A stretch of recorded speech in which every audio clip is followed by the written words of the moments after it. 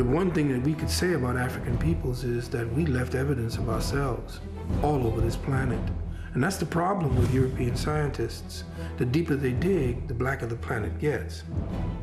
And what we have been made to see now is this infusion of European, I guess, philosophies about what the past was, and no one else on TV is actually giving us evidence of what we were, who we were, but Europeans.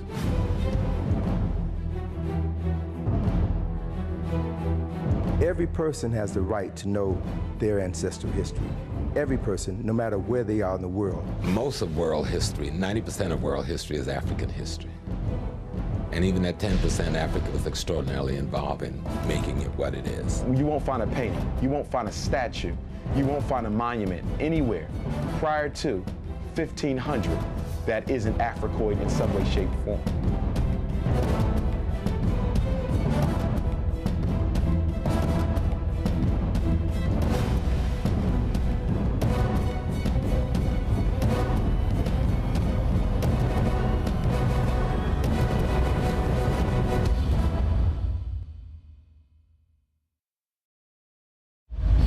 Black folk don't have a problem. White folk got a problem. Black folk problem is that white folk got a problem. The real problem we have is white supremacy. The real problem we have is the perception people have of us.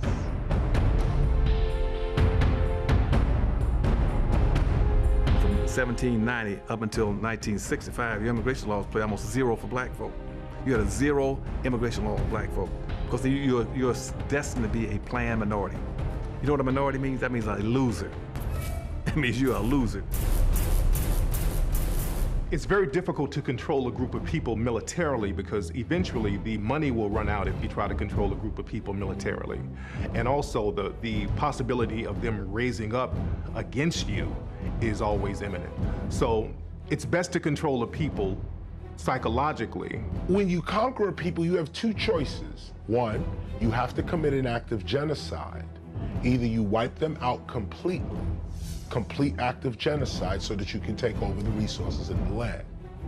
Or you kill the warrior class of these people and you enslave the children and the elderly. This is just war history. In our situation, meaning those that live in the United States, the choice was enslavement, not genocide. That means that from a child, you have to be taught that everything about you is wrong. Everything about who you were and where you came from is wrong. And I mean wrong, immoral and illegal. Melanin is a neurochemical that is produced in part through the pituitary and the pineal gland. They both play a central role in the production of melanin, which is ultimately responsible for the color that we have in our skin. Now, historically, it had always been thought that melanin played a significant role in the intellectual propensity of African people. For example, when you study some of the Greek writings on melanin or the color of Africans, many of the Greek philosophers believed that melanin played some sort of a role in how Africans had been able to create and develop some of the sciences that they had come to be known for. So melanin was always considered an intellectual sort of a chemical. The pineal gland, which produces melanin, it's shaped like a pine cone. And the origin of the word pineal literally means resembling a pine cone. Now, in ancient symbolisms, the pine cone has always been represented because people knew the importance of the pineal gland as it related to melanin and the universe. Melanin is a molecule. And the concept of melanin is, it is black in its nature. And we find it in the cosmos, we find it in the heavens, we find it in water, we find it in land, we find it in everything that exists. The sperm of the male and the egg of the woman, they're both layered with melanin, so that when the sperm penetrates the egg, there is a melanin explosion. And that melanin helps to formulate the fetus within that egg. And that fetus is literally coated with a melanin substance. And that melanin substance then goes on to form the brain and the central nervous system. So every human being begins with a melanin explosion. Melanin is an intelligence. It's an intelligence because it is the dynamic, the primary dynamic in every part of the cell. It's a primary dynamic in the core of the human being as well as to the surface of the human being. Its intelligence is responsible for the forming of the nervous system. Every part of the nervous system has these little black dots all through it, which essentially carry information. So melanin, from a physical standpoint, is that substance that accounts for what black people refer to as soul. We move differently, we walk differently, we talk differently because we have access to a different form of energy than other folk. Not only is melanin a pigment, which is so obvious, but melanin as an intelligence is a communications module that essentially broadcasts as well as receives information by way of light and sound frequency signatures.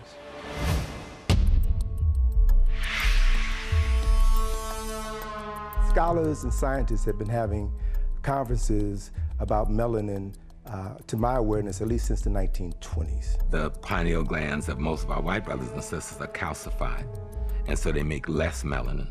And that comes from the historical relationship to what we call the Wormian Ice Age, that 10,000 years of glacial freezing that happened in Europe after the Africans who were the Grimaldi moved up there. And so it became the survival of the fittest. Who was able to adapt could survive. Who wasn't able to adapt died. So those people who were able to get rid of their melanin was able to survive. Those who could not get rid of the melanin, they died.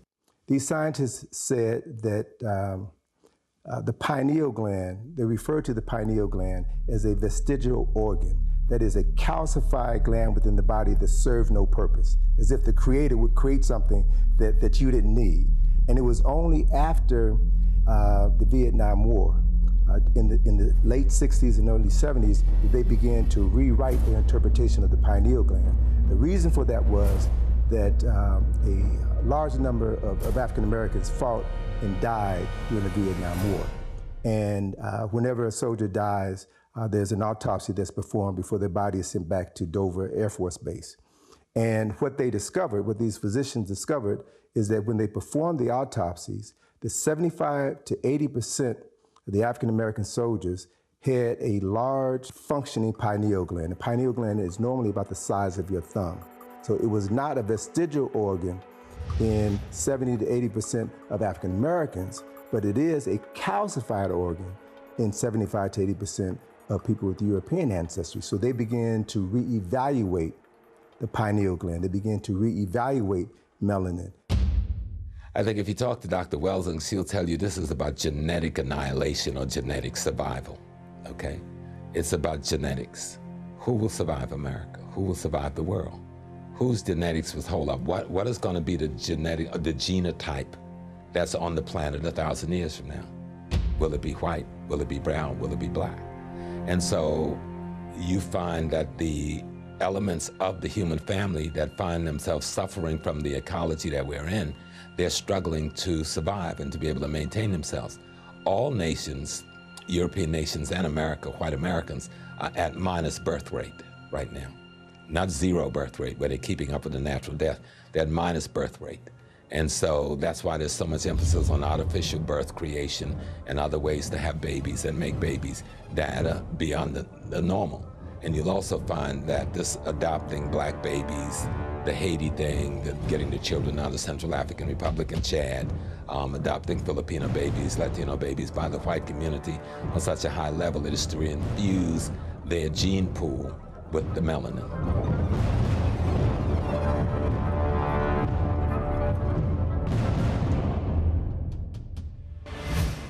A few years ago, the president of Chad, a man by the name of Idris Deby, he had a group of French charity workers arrested after it was found out that they were kidnapping children from that area. Now, Debbie accused them of stealing the children from their parents and planning to sell the children to pedophile rings up in Europe.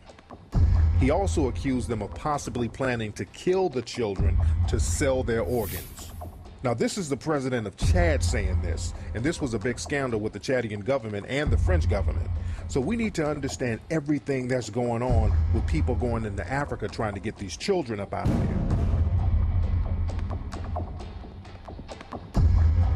There's a war being waged on melanated people, and melanated people, people of color, should realize that a war is going on. A lot of melanated people do not realize that this war is going on, and this war is going on an educational front. There's a spiritual warfare, there's a medical warfare, there's a prison industrial warfare, and there's an economic warfare being imposed on people of color, especially in America.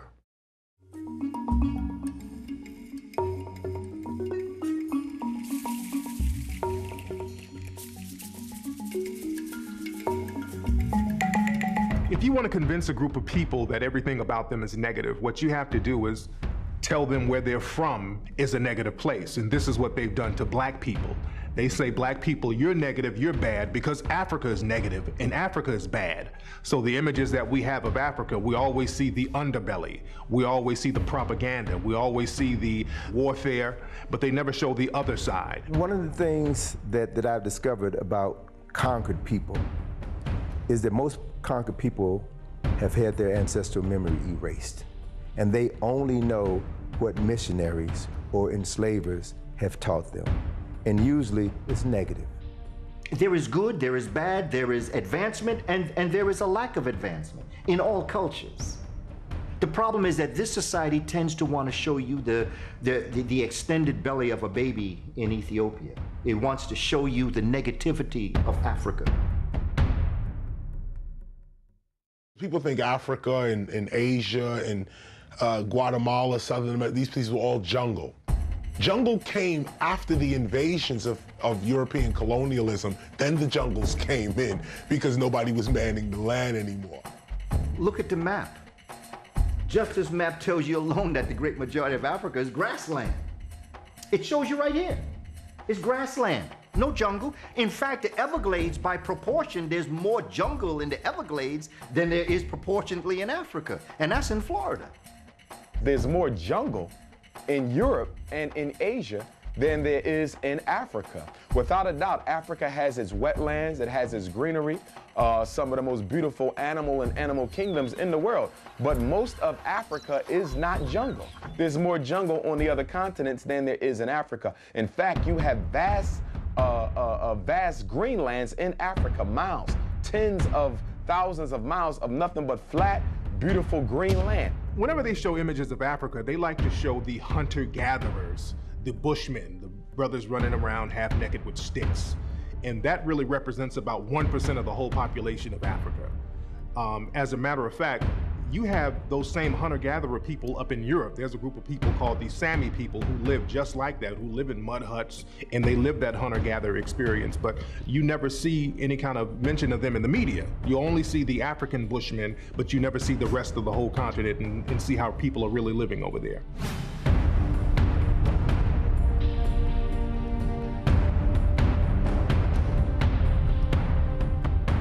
Whenever you look at old Tarzan movies or old cartoons from back in the 1920s and 30s, they would always show the cannibalistic African person dancing around in the jungle with a big pot, putting in missionaries, cooking them and eating them. And that's a major myth about Africa because there's no evidence of any kind of cannibalism going on in Africa. There is no evidence of cannibalism in Africa. In fact, if you read a book called Man-Eater, there's more references to Europeans eating each other in the cold than there is Africans eating each other in the warmth. Why are you going to have a need to eat each other when the Creator and the Son has given you mango and peanuts and food to eat that comes to you plentifully? There's no evidence of it, but again, to denigrate Africa and Africans, they have to create an image that people are going to shy away from. There's so many fallacies about African people and African history and culture. And cannibalism is one example. Based on my study, I found more evidence of cannibalism practiced among Europeans in Virginia in the 1600s.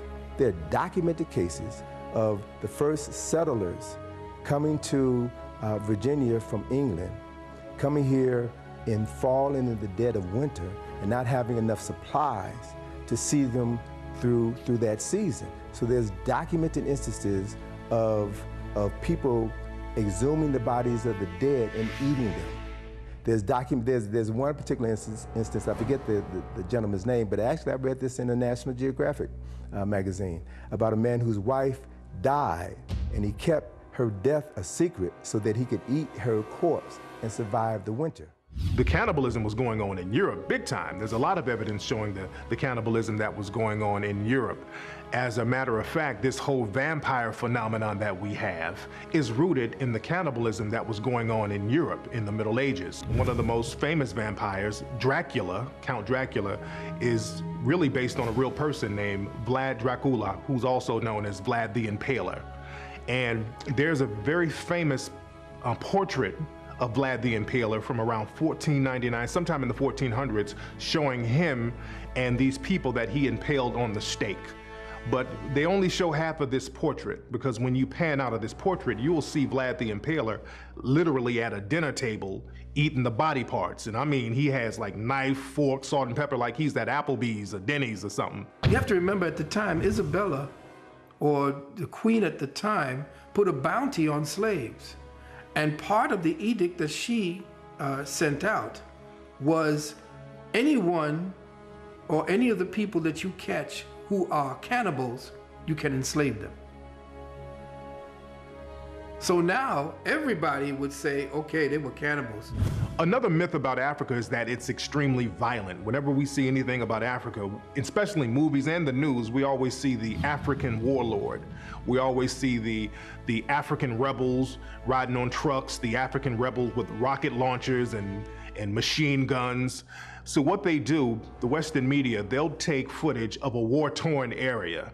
And the footage might even be old. They'll get old footage and show war-torn areas of Africa. They did that with the color2 2012 propaganda not too long ago. And they'll try to pretend that this is what all of Africa is like. But in reality, out of the top 10 countries around the world with the lowest violent crime rates, 6 of those countries are in Africa, like Senegal, Cameroon, Mali. A lot of people don't know that.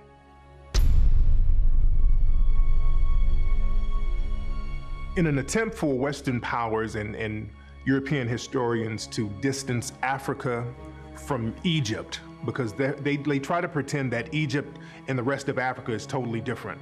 So what they did, they created something called the Sub-Saharan African, meaning that the Africans below the Sahara Desert were somehow disconnected from the Africans in the north. Africans have always interacted with each other all over Africa. Africans have always moved around Africa. Even the Sahara Desert, it was not always a desert, number one. Number two, the Nile River goes from North Africa right into Southern Africa. So if they wanted to go back and forth from North Africa to Southern Africa, they can just take the Nile River. Now, one of the things we have to be concerned about is the concerted effort to take Egypt out of Africa. And so many times when people speak of Africa, they exclude Egypt. And I think, and many people I think would agree with me, many of my colleagues and contemporaries, they would say that excluding Egypt from Africa would be like taking Greece and Rome out of Europe. It's just a huge void. The more south you go, the more African-centered you'll get. As you move more north, their attachment to those structures are just not there. There's a lot of reasons why that happens, just in terms of they know it's not them. They know it's not their mindset. They know that they want to exploit it, but they do not know it. It is not part of them. They are an invading force. For them to be in Egypt today is equivalent to Europeans claiming America of 3,000 years ago. And they could care less about those temples because, number one, they didn't build them. And from an Islamic perspective, they really wouldn't like to see them in existence. The reason they're there is because they are a moneymaker for the Egyptian government. Let's be clear. A lot of the Egyptians that are there in Egypt now, they're invaders. They came later on down the line. They're not the ancient Egyptians. They're not connected to the ancient Egyptians, and they know that. When they're over there, they don't respect the ancient monuments as their own. Like when you go to the mosque over there, they respect the mosque. They're not over there smoking cigarettes. They're not selling things in front of the mosque. But when you go to the pyramids and you go to the museums, you go to the Sphinx, people, they're out there hustling. They're out there trying to sell you things. They're smoking cigarettes. They're out there running scams. They're running game on you. Right. Can you see this picture? We know this picture? Yes. Well, let me see that. What was that? Hold on. Mr. Obama. That's Barack Obama? Obama was my father. Barack Obama was your father? Yeah, in the Panorama Place. And then maybe later. When the white scientists go into the temples of Kemet to excavate and clean up the walls and temples and make them visitable and inhabitable, they are changing the color of the actual paintings of the Africans on the wall. There was an entire report that came out how the scientific excavators in the temples of Kemet were lightening up the images on the wall, the Medu Neter.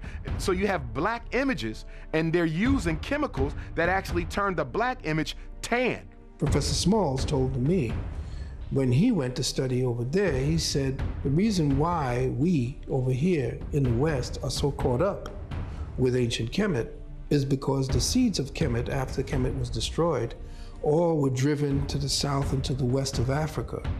And during the time of the slave trade, the strangers were the ones that they gave up first. So the people who actually are the ones that were brought over here were the remnants from ancient Kemet. They too, the people of Mali and the people of these areas that you're seeing with the Dogon, they say that the Dogons themselves are the forgotten parts of those tribes that actually ended up or who were driven out of ancient Kemet. The Dogon were a group of Africans from the West Coast who had in fact been able to achieve a degree of astrological superiority and dominance that we really don't see a contemporary for or precedent for other than what was achieved in Nile Valley civilization. And people began to chase the Dogon to examine them because you couldn't figure out how these so-called primitive Africans would have knowledge of astronomy, particularly the white dwarf star Sirius B, that Western astronomy itself is only coming to grips with. And so the Dogon have developed a kind of, I almost said infamy in the world. In fact, there's even a book called The Sirius Mystery, and it's about how the Dogon, these primitive Africans, could have knowledge of a star system that's invisible to the naked eye. So the Dogon are black people in Mali with an astronomical lore.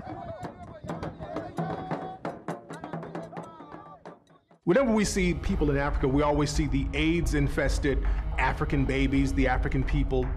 But what they do not talk about is the AIDS that's going on in Europe. Most people don't know that most of the new AIDS cases today are not in Africa. Most of the new AIDS cases today are coming out of Eastern Europe, out of Russia, the Ukraine, and there's an AIDS epidemic over there in that area, but you never hear about it in the media. Nations are invaded at the end of their power. If you look at all of the great nations that rose, when nations are invaded, the nation itself is sick already. Only dying nations are invaded. Nations act like animals to each other. If the state is strong, which means it is in a constant state of war, it is continuously fending off what it doesn't want. And not war always shooting and killing. Commerce wars, trade wars, competitions, even sports. The state is always in a constant push off, and let in. We want this. Acquisition. We want that. We want that. We're going to take that. Give and take. When another state starts to get weak because its people are unskilled, becomes ignorant, betray the king or queen or the ruling class, or the ruling class becomes tyrant and the people can't control the people anymore, any of these things, you lose your resources, just your state starts to deteriorate. The minute your state starts to deteriorate, other states are looking at you. It ain't got nothing to do with we love you, we knew you, we know your family. As a matter of fact, we'll take you in. You go into exile and come on into our state and come on in, but we taking your land, your resources. Why? Because you weak. How can Africa be so poor and yet be materially so rich? It's real simple. The answer lies in the structural adjustment programs, SAP, the structural adjustment programs that are imposed on African nations by the International Monetary Fund of Washington, D.C., the World Bank of Washington, D.C., and USAID. These three organizations come into Africa, loan money, and then charge an interest rate on that money that they know the African nations can never pay back, thusly re-enslaving the entire nation and, in fact, the entire continent. I point out that when Spanish, English, Dutch explorers would go through, let's say, the Americas, there's a good example here for the African continent. Many of the places they arrived at were already abandoned. Our tribes leaders, our kings and queens, our priests, traveled the world. They were literate. They read and spoke many languages. They heard and knew. These guys are coming to take over the land. They got weird weapons, and this is what they're gonna do. They went back to their tribe, told everybody, gather up your stuff. We have to leave. There is an invading force coming. We have to go. So many tribes were warned. When this invading force came, many times they came and found the place deserted and just claimed it as their own. Why was Muammar Gaddafi killed? Muammar Gaddafi was murdered because he, along with the other African heads of state, were about to bring into existence Africa's first central bank. They were erecting a central bank in Africa, which was going to do what? Back its money to the resources under the ground in Africa. Now, what would that have done to the global economic order?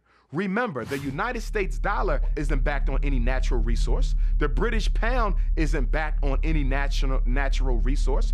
The Canadian dollar, the European Union, their currency isn't backed on any natural resource because Europe doesn't have a lot of natural resources. Africa does. So if they would have been successful in creating a central bank of Africa, coming up with a unitary currency, and then backing that currency to the material wealth under the soil, they would have bankrupted every other economic system in this world, from America to Europe to China. That was revolution, and that's why Muammar Gaddafi had to be assassinated, because he was about to help the African heads of state eliminate modern slavery and neocolonialism from the continent.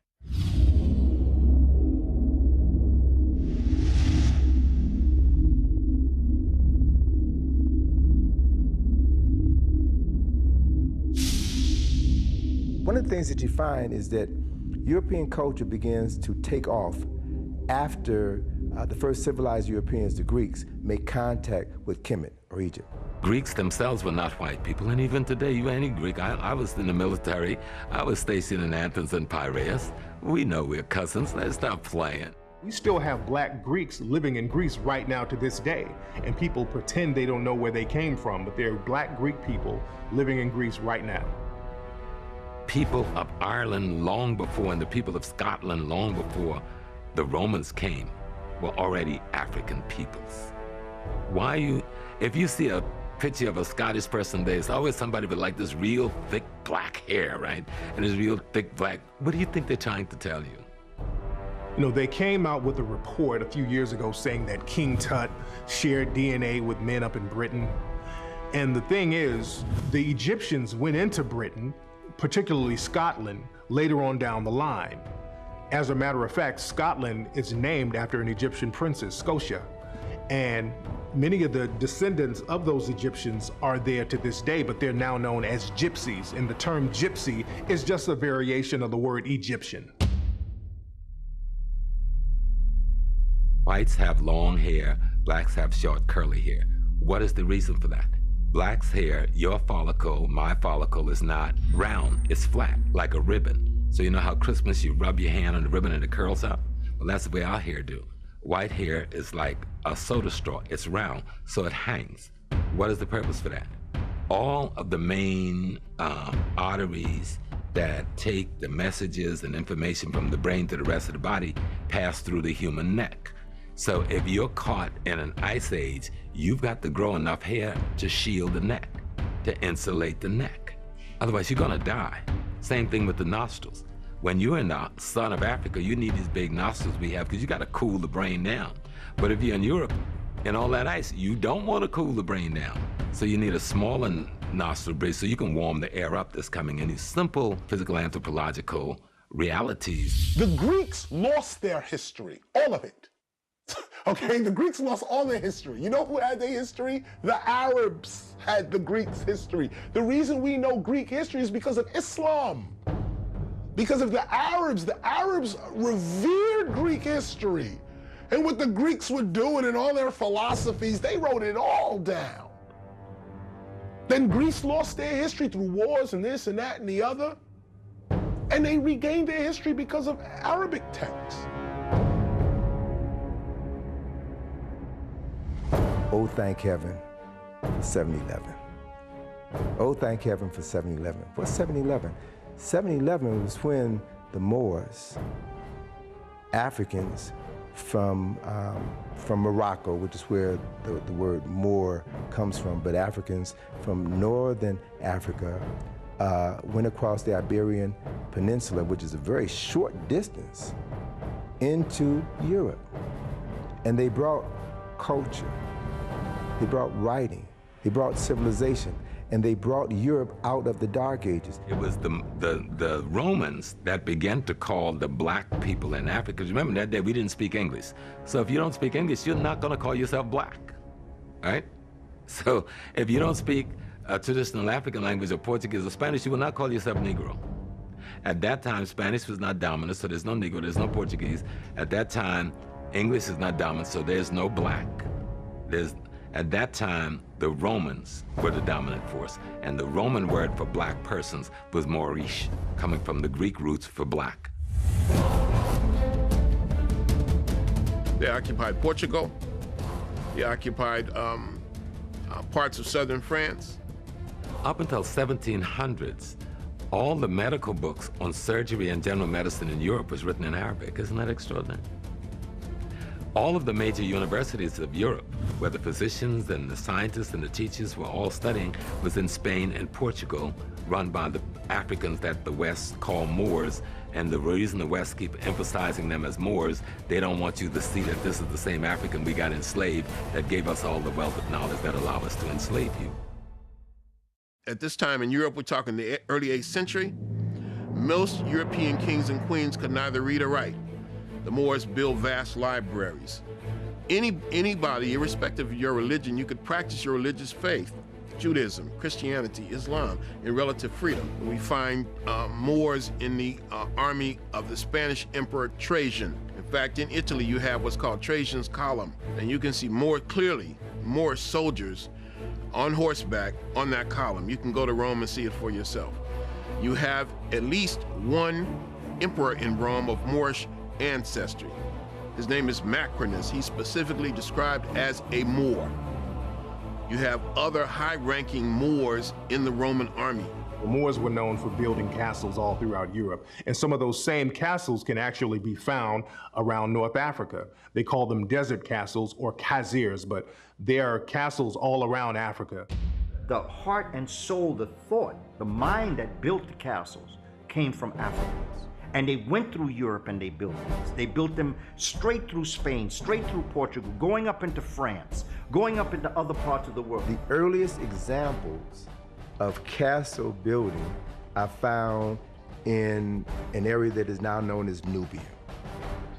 If you were to go to the Nubia Museum in Aswan, Egypt, you'll find a model of a castle complete with a moat, drawbridge, fortifications, all of the architectural elements that we associate with castles in any part of Europe existed in Africa as late as 1800 BC, before there was civilization in Europe. The Moors are described in English literature or European literature as black as pitch, black as a crow, black as a raven, black as ink, nothing white about them but their teeth. The monument that we know is Stonehenge.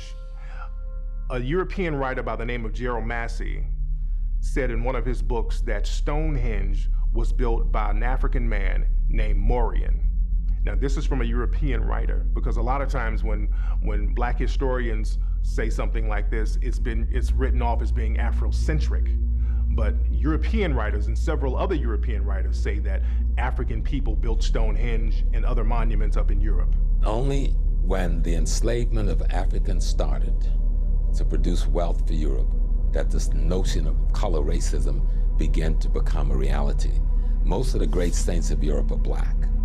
Almost every church in Europe have a black Madonna and child. Saint Calogero was another patron saint of Italy. He was a black man, and there's black statues of this man all over Italy, and there's paintings of Saint Calogero all over Italy and Sicily. They worship this man in Sicily. They still have statues of many Moors up in Europe today. They have a statue of Saint Benedict that was made in the 1700s. There's another bust carving of Saint Gregory that's in a museum in Germany. So there's statues of Moors and African people all over Europe to this day that you can see, but you got to go to museums to see them. They're very quiet about them. You have to go over there, and also you have to learn about these things in different languages, because they keep that history hidden because they'll put it in another language. The ivory bangle lady was an African woman whose tomb they found up in the York area of Britain. Now, whenever they find African people in Britain, what they would normally do is just try to write them off as being slaves, or they might have been a slave. It's a possibility that they were slaves. But with the ivory bangle lady, they couldn't write her off as a slave because it showed that she had so much wealth, she could not have possibly been a slave. The way her tomb was made, it was made out of stone, which showed wealth. Inside the tomb, it had all types of artifacts and jewelry, like ivory bangles and necklaces and bracelets on her wrists. And it showed that this woman was extremely wealthy. Johannes Morris was a 13th century high-ranking official in Italy. And there's a carving, a statue of him at a museum in Italy right now. And this statue of Johannes Morris shows his clearly African features, African nose, African lips, African hair. Look at the countries that are falling. Almost by chronology, they're falling the same way they invaded Africa. Greece is falling, Italy is falling, Spain is falling, Persia is falling. And it's all because what goes around comes around. No hocus pocus, no mumbo jumbo, this is just the way it is. You shall reap what you sow. That's not a biblical term, that's a scientific term.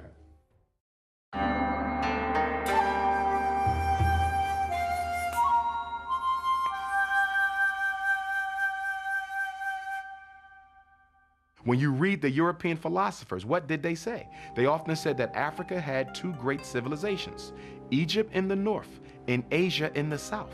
The white man said this. So they often, in ancient times, Asia was considered a part of Africa or Africa's second civilization. They said that you go to Asia and it's nothing but a carbon copy of Africa because it was settled by the Africans. A lot of people don't know that there are pyramids all over Asia, and there are pyramids in China.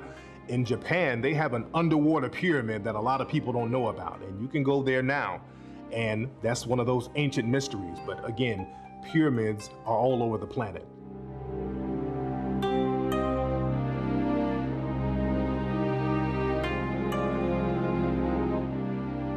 So in Asia today, you have pockets of black people.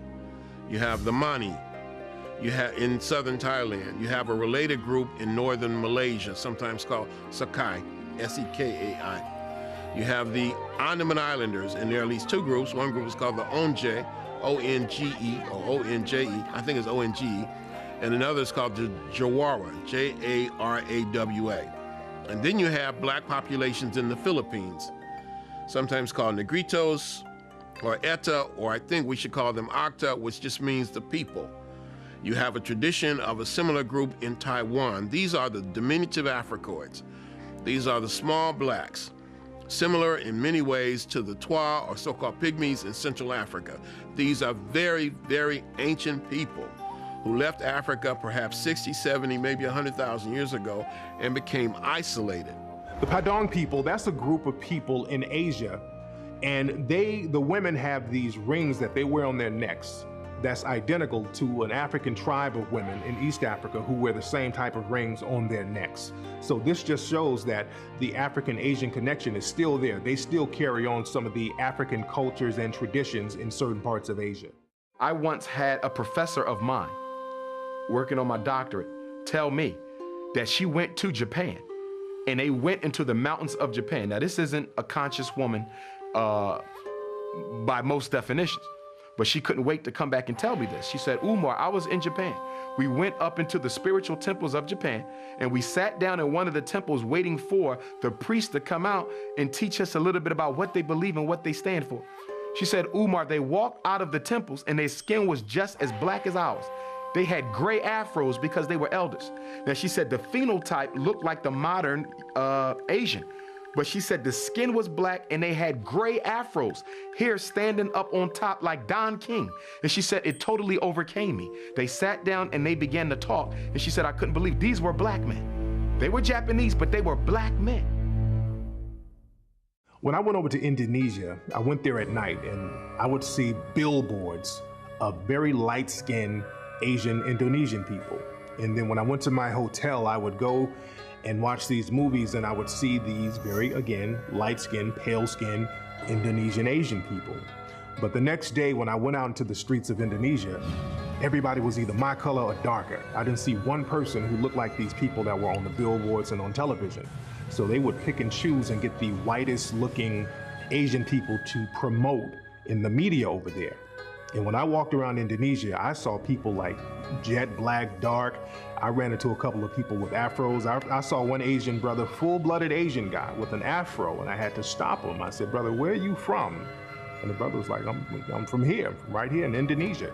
So that African presence, that African phenotype is still throughout Asia to this day.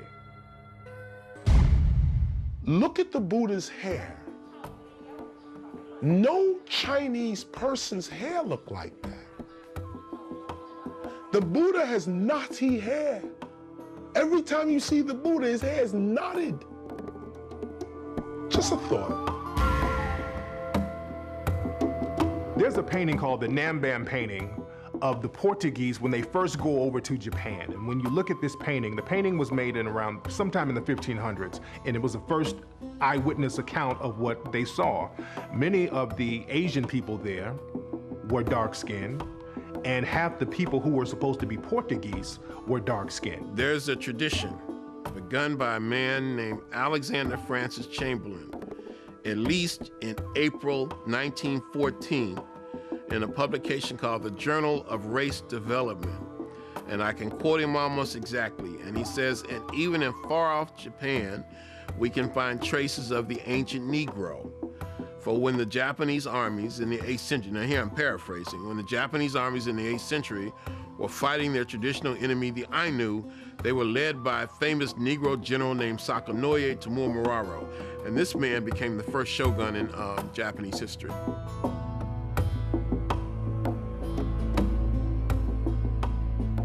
Also in Malaysia, when I went down to Malaysia, I went into the rainforest over there. And it's very difficult to get over to some of these spots. Some of these people there are very secluded. And because they're secluded, they were able to avoid many natural disasters, and they were also able to avoid invasions. So they didn't mix in with some of the invading forces. So they kept their same African phenotype. And if you go to Malaysia, there's a tribe called the Batek tribe.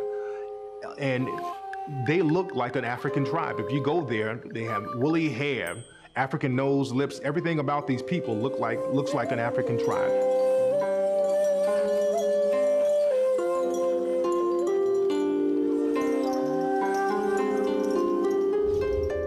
One of the things we know about white supremacy and light-skinned supremacy, because even when you look at Asia, even when you go to East India, they practice racism. Why? Because all of these places were colonized by the European and their culture infected the people. So one of the things that they do is they also have a tendency to do what? Hide the darker brother.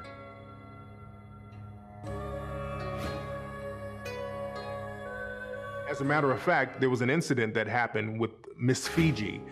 They had the Miss World competition, and they chose this woman to be Miss Fiji. And Miss Fiji has more Europeanized features, and the people of Fiji spoke out against her. They weren't really trying to hate on her, but they said, look, this woman doesn't represent us. She doesn't look like us. She doesn't have our nose. She doesn't have our hair. And we're very proud of what we look like, and we want somebody to represent us. Because again, they were trying to use that Europeanized Miss Fiji to bring in tourism and not scare away tourists. But the people spoke out against her. And this just shows that many people around the world, they're proud of their Africoid features. One of the oldest groups of people to inhabit India were a group of black-skinned people called the Dravidians, or the Untouchables.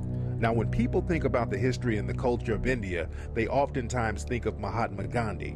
And many people give praises and accolades to Mahatma Gandhi because of Dr. Martin Luther King. But what many people do not know is that Gandhi had very racist views towards black people. The truth behind Mahatma Gandhi. First of all, I'm reluctant to use the word Mahatma.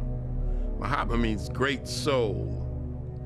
And many of my Indian colleagues would say he wasn't even an ordinary soul, much less a great soul. The late, great Dr. Martin Luther King Jr. put that picture of Mahatma Gandhi up in his office and said that he got the operational technique for nonviolence from Mahatma Gandhi. It was somewhat premature for the ancestor, who's one of my favorites, but it was premature because now you automatically set the stage where African people would start looking to Mahatma Gandhi also. For example, last spring, last Black History Month, I was in Atlanta. I went to the Dr. Martin Luther King Shrine where he and Queen Mother Coretta are buried, and across the street is a museum. Outside the museum is a life-size statue of Mahatma Gandhi. I couldn't believe it. This is a museum dedicated to the honor of Dr. King. But there's no statue of Dr. King outside of a museum erected in his honor. Instead, you have a life-size statue of Mahatma Gandhi. So the message to the child is what? That it was really Mahatma Gandhi who's responsible for you coming through the civil rights struggle, not Dr. King. Now, had Dr. King knew Mahatma Gandhi's true racist thinking and ideology, I'm sure he would have thought otherwise. As a psychologist, you can never know what's really at the root of somebody's thinking.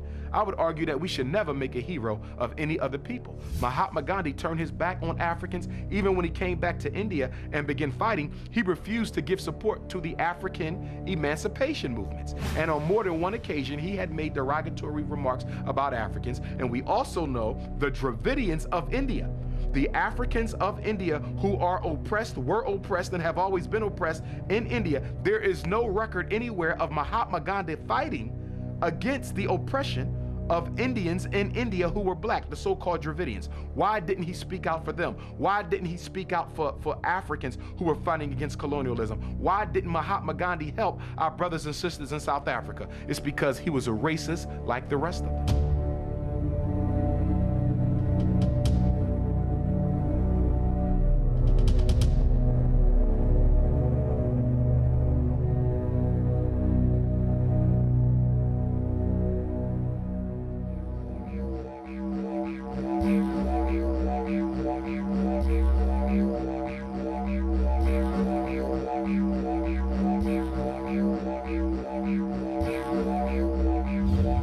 First of all, Australia itself is the world's second smallest continent, second only after Antarctica. It's the smallest inhabited continent. The name Australia means Great South Land. And the first people of Australia were the people we call Aboriginal Australians, commonly called black fellas. And of course, you have different names, the Koori, the Guri, the Noongar, and various names. The people of Australia, originally Australia was an African land. In fact, in European documentation, they considered it an African satellite. When the British came into Australia and began the mass extermination of African people, they were crystal clear who they were exterminating because they said it. And also we know that right off the coast of Australia was an island called Tasmania, a little island off the coast of Tasmania. There are no living Tasmanians in existence right now. You can't find a Tasmanian man, woman, or child because the British systematically exterminated the entire population.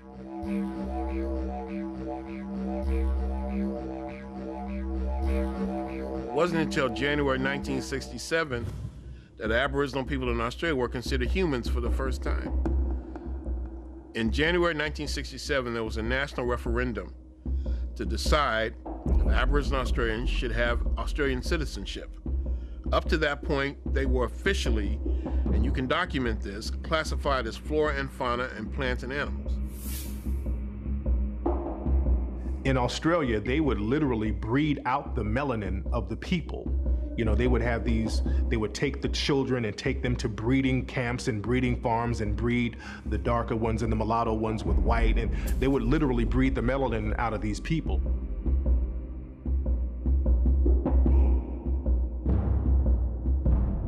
The movie Rabbit Proof Fence is about that breeding process, them breeding out the melanin of the Aboriginal people. So it was very deep what was going on over there.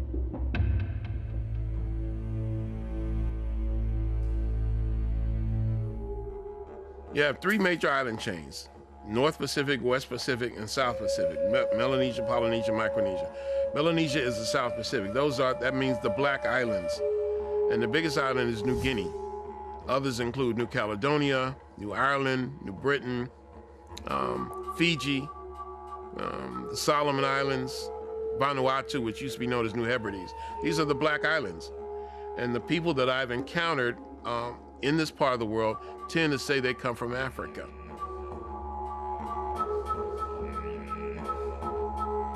People tend to have very, very Africoid features: dark skin, tightly curled hair, large afros, we call them today. Many of them say they come from Africa, especially in Fiji. And also in Buka Island. I ask people, where do you come from? We come from Africa. And they're very matter-of-fact about it. Buka, B-U-K, means black skin. And they have the reputation of being the blackest human beings on earth. So quite naturally, that was where I wanted to lay my head.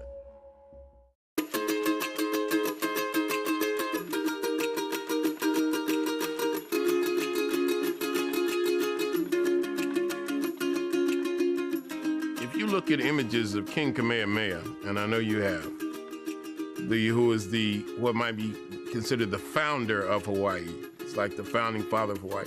Clearly Africoid.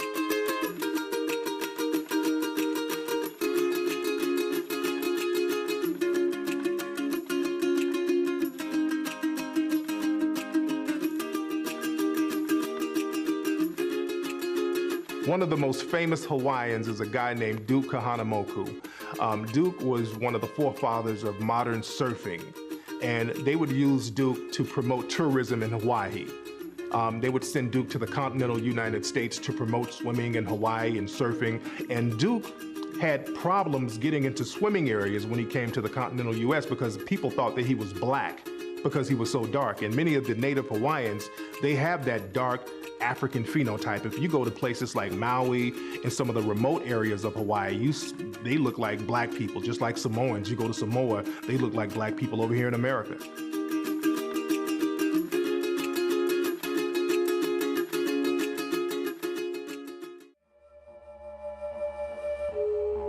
I'm doing an interview, a call-in thing, and somebody called in and says, I'm a Hawaiian. And he says, the problem was you just didn't meet the right people. I said, really? He says, when I was a young boy, my grandmother used to tell me that when Kamehameha was trying to unite the Hawaiian Islands, this is around 1815, that he ran into trouble and he sent back to Africa for reinforcements. He said that was a Hawaiian tradition.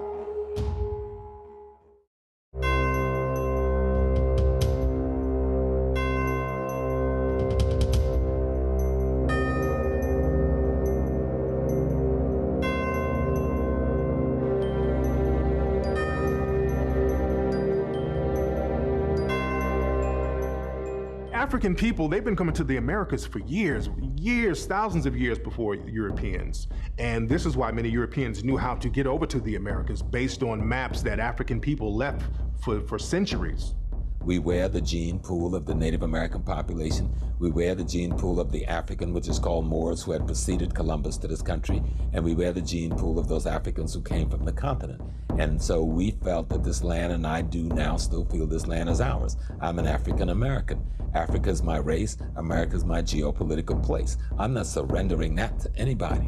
One of the things we know is there are Europeans who wrote books about the African presence in America before Columbus, but it's difficult to actually get your hands on some of the copies of these books. They're real hard to find because it wasn't popular for white folk or black folk, but especially white scientists, to say that African folk, that Moorish people were in America prior to the European coming here.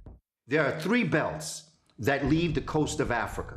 There's one that's in the north, there's one in the middle, and there's one in the south. When you look at this middle one literally will take you right into the Gulf of Mexico, even if you didn't have power boat. And what's going to happen is the Africans are going to start to move into this area here, and they're going to begin to settle in this corner of the Gulf of Mexico. They're going to develop, according to what our research shows, 3 major cities: Tres Zapotes, San Lorenzo, okay, and La Venta. If you go to Mexico, southern Mexico now, especially in the provinces and towns in southwest Mexico, they'll tell you there's 2 black people there. The ones that came on the ship, meaning those who were enslaved, and the ones who came before the ship, meaning those like the Olmecs and others who had been here at a point where no one knows when that genesis was. They just were always here.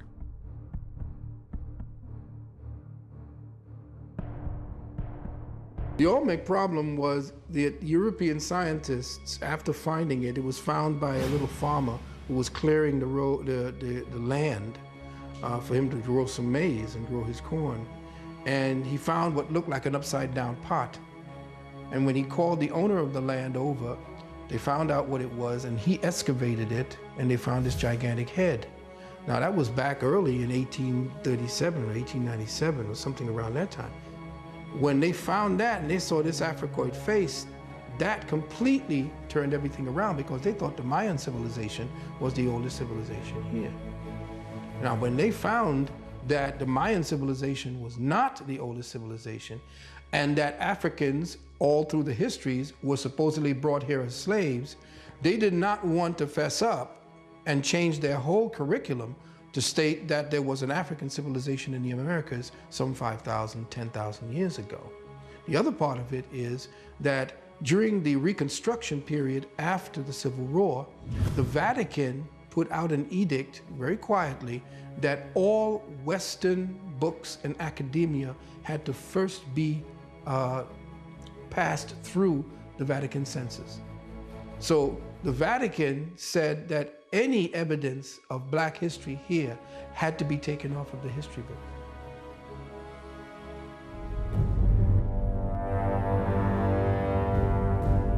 This man, Coe, who essentially became the top man that you went to see about Mesoamerican civilization, he worked for the CIA.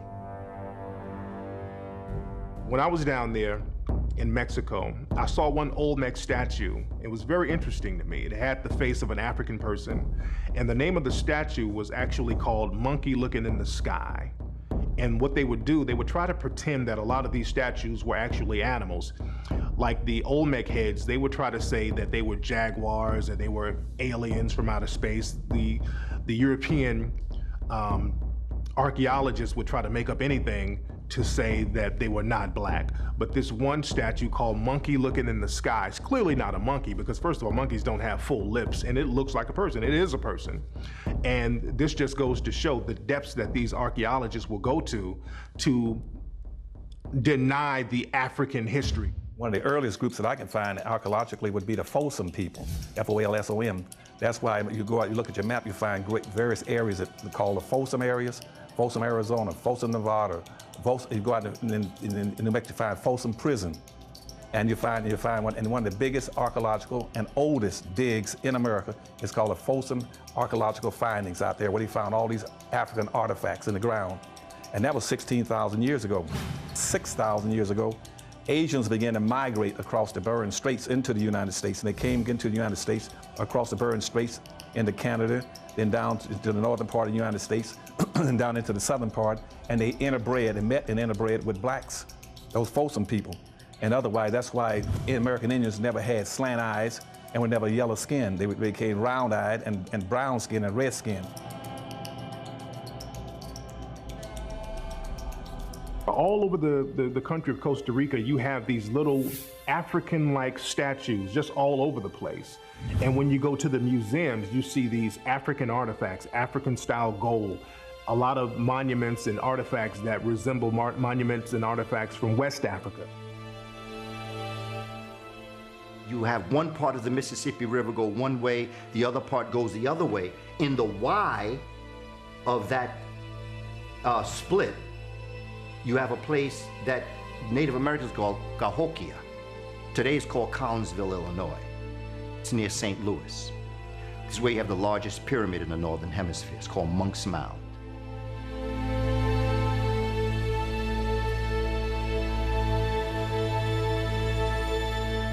If you look at pictures from the 1900s and beyond, most of the Native American people were very dark-skinned. Sometimes they were very jet black. But most Native American people before 1900, if you look at photos of them, they're extremely dark-skinned people, especially on the West Coast, like in California. The California Indians were very dark-skinned. The Indians that were around the Minnesota and Milwaukee area that we know as Milwaukee and Minnesota now, they were very dark-skinned people. The Native Americans on the East Coast were very dark-skinned people.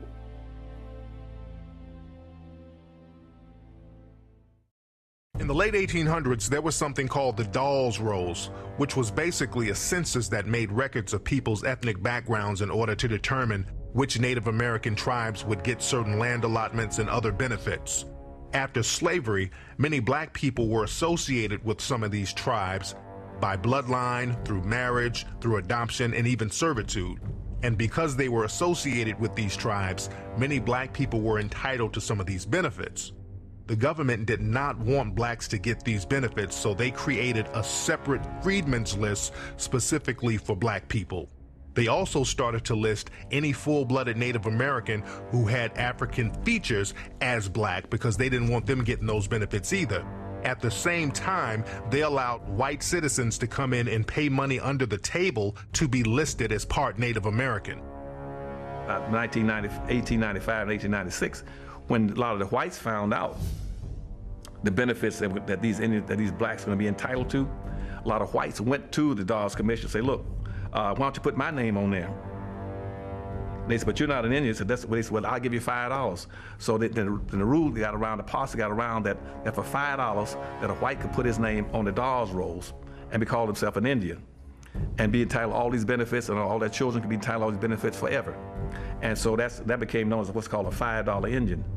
And so if you go around now and check most of the Indians, the so-called Indians in America, about 90% of them are not even Indians. Those are just whites now who are passing as Indians. But they're getting all the benefits. And they're not paying any taxes, getting free college education. They put up a little reservation on the land that they don't live on. They have another home off and get all kind of benefits.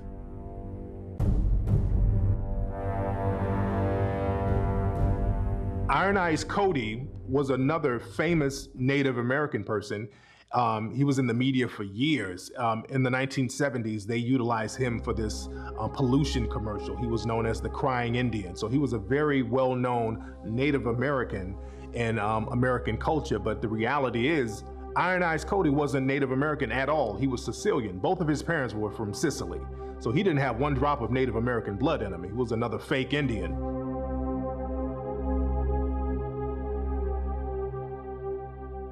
First authorized paintings from the Americas was of these 3 African men who were the leaders of a maroon colony down in Central America.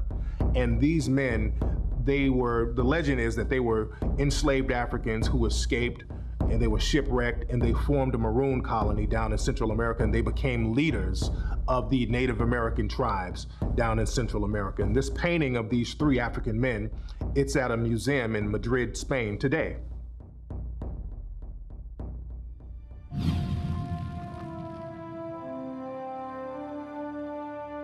Boukman, Haitian Revolution, the original revolutionary, because he was turned in the night of the revolution. That's when Toussaint Louverture took over. The book Irritated Genie, we need to read. His name was Boukman. Boukman was called Boukman from Jamaica because he couldn't be handled in Jamaica. He was sold to Haiti. He started a rebellion amongst the African people. And they knew him as Boukman because they always read. He was very intelligent. He always taught the people who they were and what they were. The night before the revolution, Boukman looked to his brothers and sisters in the field. And he said, you want to win? Cast aside your white God. Embrace your African spirit. You are free. He didn't say you will be free. He didn't say you can be free. He didn't say you could be free. He said, cast aside your white God. You are free. Had it not been for the Haitian Revolution, America would be 50% of its current size, if not more. The Louisiana Purchase doubled America's size, and it would have never been a Louisiana Purchase if there had never been a Boukman Dada, Jean-Jacques Dessalines, and Toussaint Louverture, because it was their victory over Napoleon's army that bankrupted the banks of France and forced them to sell its shares of land in America to this country. Toussaint Louverture gave millions of dollars to a man named Stephen Girard. He was a European sea captain. And Toussaint Louverture gave him this money to get arms because they were going to set up a colony in Africa to fight slavery. And when Toussaint Louverture went to prison, Stephen Girard would not return the money to Toussaint Louverture and his descendants and his family. So Stephen Girard took the money, the millions of dollars that he got from Toussaint Louverture, came to America, started Girard College, and he really became the first American millionaire. And so a lot of people don't know that Girard College was founded on stolen money from Toussaint Louverture.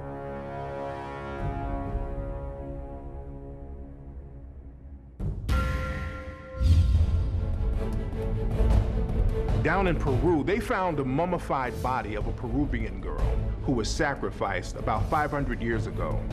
And the Peruvian girl, if you look at her, her body's well preserved. She has African features, African facial features. She even has African style braids. And this Peruvian mummified girl is still on display. The HMS Challenger was a ship that went on an expedition in the 1870s. And they went to different places around the world, and one of the places they went to was a place down in South America called Terra del Fuego. It's right on the tip of South America. And they took photographs of some of the Native American people there. And one of the Native Americans down there, one of the Native American pictures they took is a man who looks like a West African man. He's pure Native American though.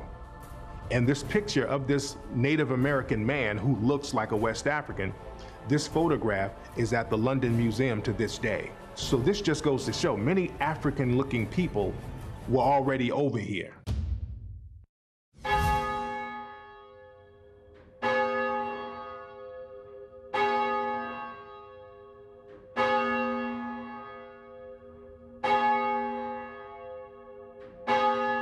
Remember, when they attacked Africa, they did not attack Africa physically.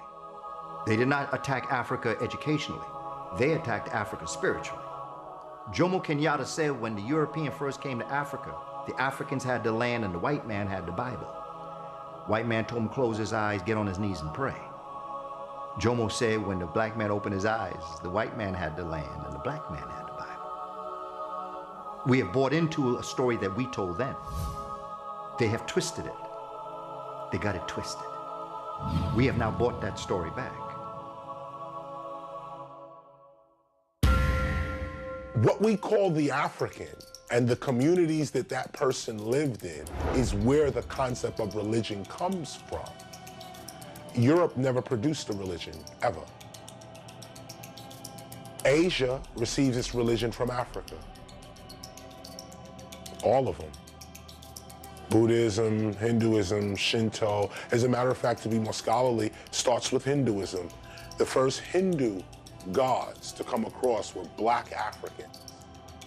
And they came across, they were called Sambo, which is now a derogatory term used for blacks, mulattoes, etc., Sambo.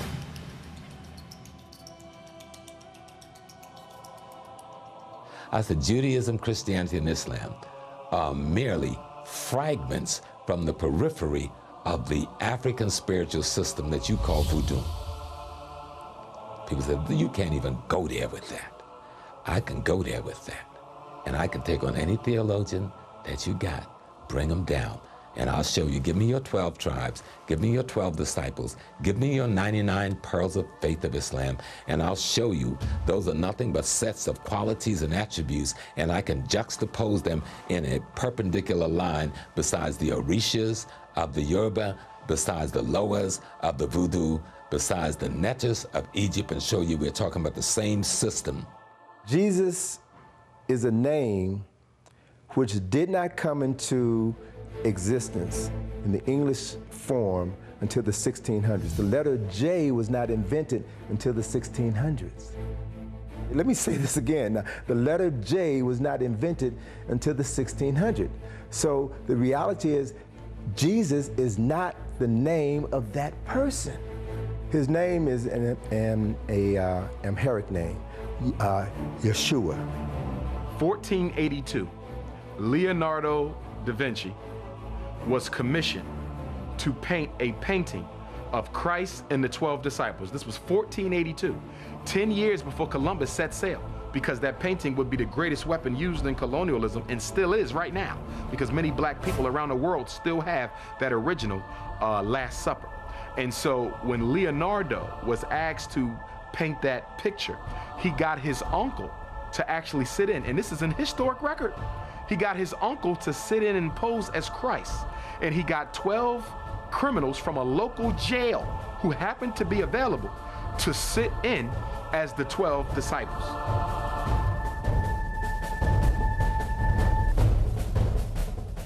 The only reason you call God by that name is because your former enslaver, your former oppressor, taught you that name. He never taught you the real name. He never gave you the keys to the power to free yourself spiritually, so that you are now spiritually or religiously still a slave. The African population in North America is the third largest black population in the world in any geopolitical state. Why don't we have a single word out of one of our language for God that we use? The Arabs use their word for God. The Jews use their word for God. The Catholics use their word for God. The Japanese use their word for gods. The African is the only population that don't have an African word for God. Yet studies coming out of Geneva over the last 30 years prove that we are the most spiritual people in America, in the world, not just America. We worship with a greater propensity than any other people in the world, but we don't have a single word in our language for our divine. The word Christ is a title. It's not a name. Christ means the anointed one. And there were many people before the birth of Jesus who also bore that title, Christ. There were 16 people who were known as Christ. So Jesus was the last of saviors of mankind, saviors of a group of people who were known as Christ. When you talk about the image of Christ, it is important that we no longer ascribe to the European image of Christ. Why? Because the brain is an associating organism. It stores everything as pictures. And because it is associating, if you force feed an African child that Christ is white, because the brain associates, as that child begins to grow, the brain will associate white Christ with white people.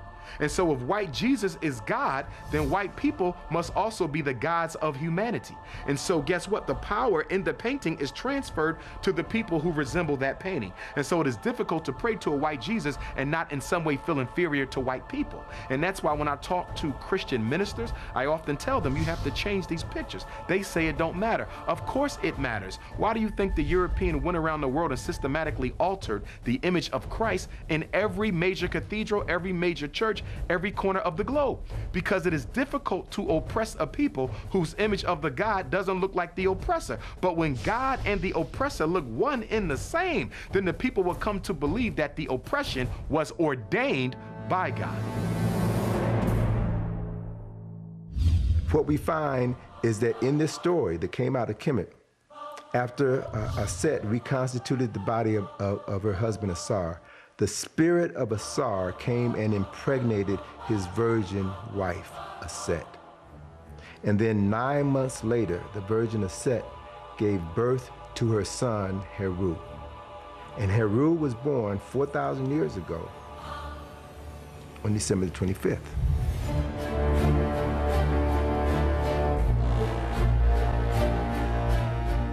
So in 325, it was decided that Jesus Christ would be a son of God. In 325, it was decided that Jesus Christ would be born in the manger in Bethlehem.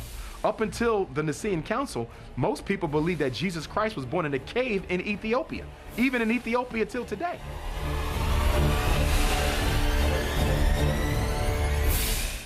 Christmas was not celebrated in December 25th. For hundreds of years, it was celebrated in August.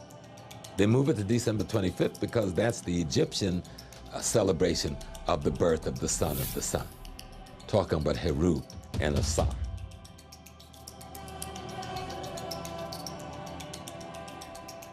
The image that we have of Santa Claus is the rosy-cheeked European jolly guy, and that image was created sometime in the early 1800s.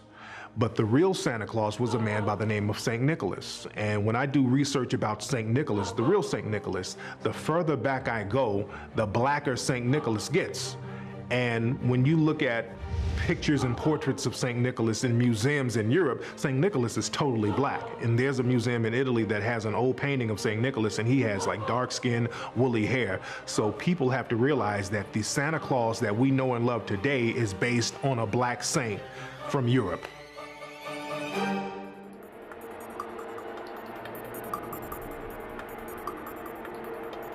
The Council of Nicaea was an effort by Constantine to control the people through military and through religion. Whoever can control your concept of God has a weapon more powerful than any physical weapon, than any sword, any gun, any atomic weapon. Whoever controls how you relate to the unseen presence of God will not only control you, but can control your children and your children's children. So it was at the Council of Nicaea that the Constantine, this emperor, needed to find a way to consolidate his power, because the people that he conquered in various parts of the world had different religions, different ideologies. And it was at Nicaea where he brought together these theologians, these scholars, if you will, to hammer out one uniform theology that everyone would follow. And if Constantine could convince people to take Jesus as God on earth and change that he was a human being, then they could take over the control of the Catholic Church and make one.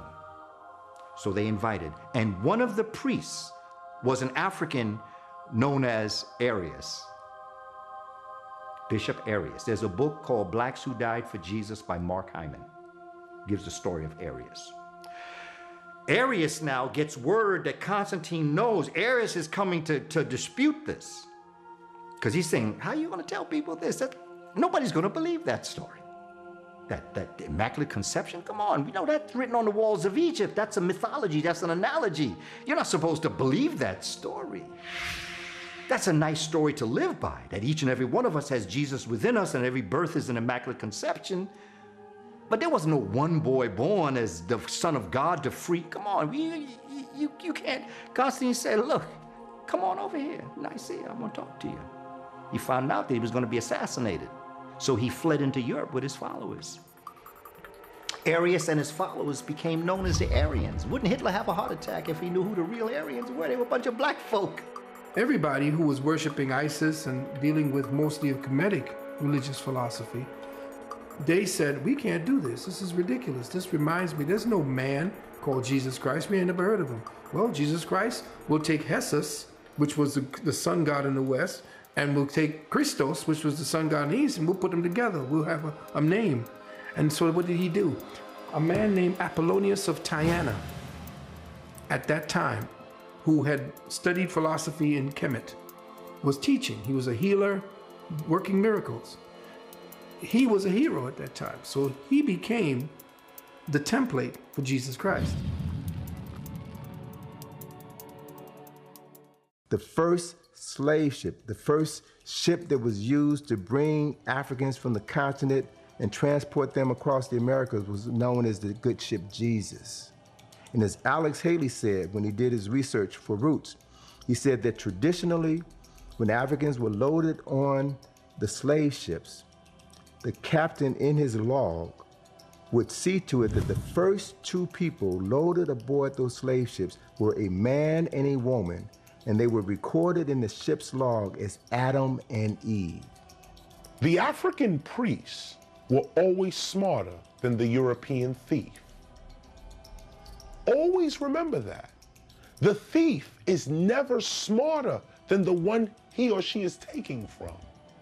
The one he or she is taking from is a superior being. That's why you're stealing. This is the whole point to why you're taking, because what we got, you ain't got.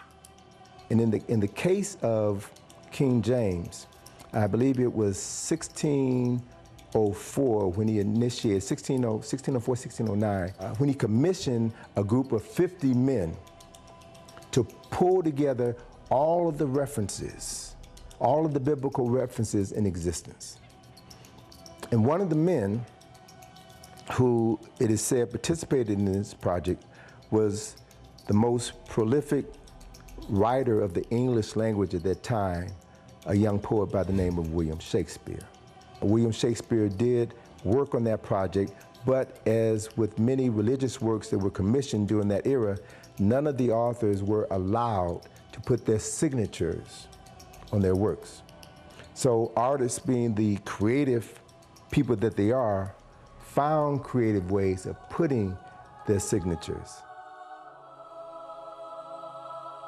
In Psalms 46, verse 3, and Psalms 46, verse 9. 46 word from the beginning of Psalms 46 is the word shake. The 46 word from the end of Psalms 46, 9 is the word spear, Shakespeare's name.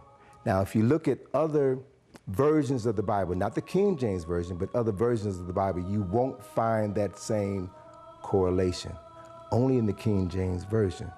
We are so far removed from the reality of our African spirituality.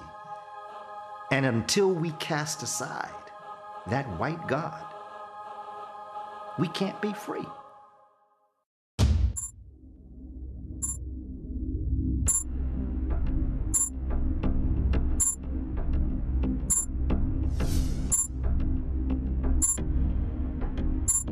There's a war of genocide that the ignorance of Europe and Asia is allowing them, for the sake of trying not to be faced with genetic annihilation, has allowed them to concoct ways of murdering us.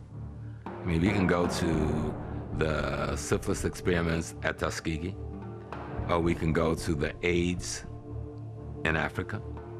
I mean, look at this thing in Africa where we got AIDS, and so everybody in Africa, all of a sudden, some of the first we saw popped up in New York City in the homosexual community, now it pops up in Africa, and tens of millions of people have got it, and the pharmaceutical company is going crazy selling them drugs that they have to stay on for perpetuity.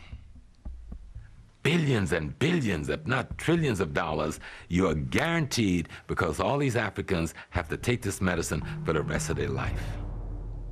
Give me a break. You tell me the guy who enslaved me, the guy who practiced colonialism against me, the guy who raped my mama, my sister, cut the testicles off my father, ripped me apart with horses, all of a sudden is gonna come to my well-being and make me a medicine that's good for me, when his whole history is about profit and genocide at any cost, even if it meant killing his mother. And I'm not just talking about our European brothers and sisters as regards dealing with the black brothers and sisters. If you just read books on the Inquisition and the horror and the genocide waged against European working people and the women of Europe is so horrific, it makes even the transatlantic slave trade looks pale sometimes.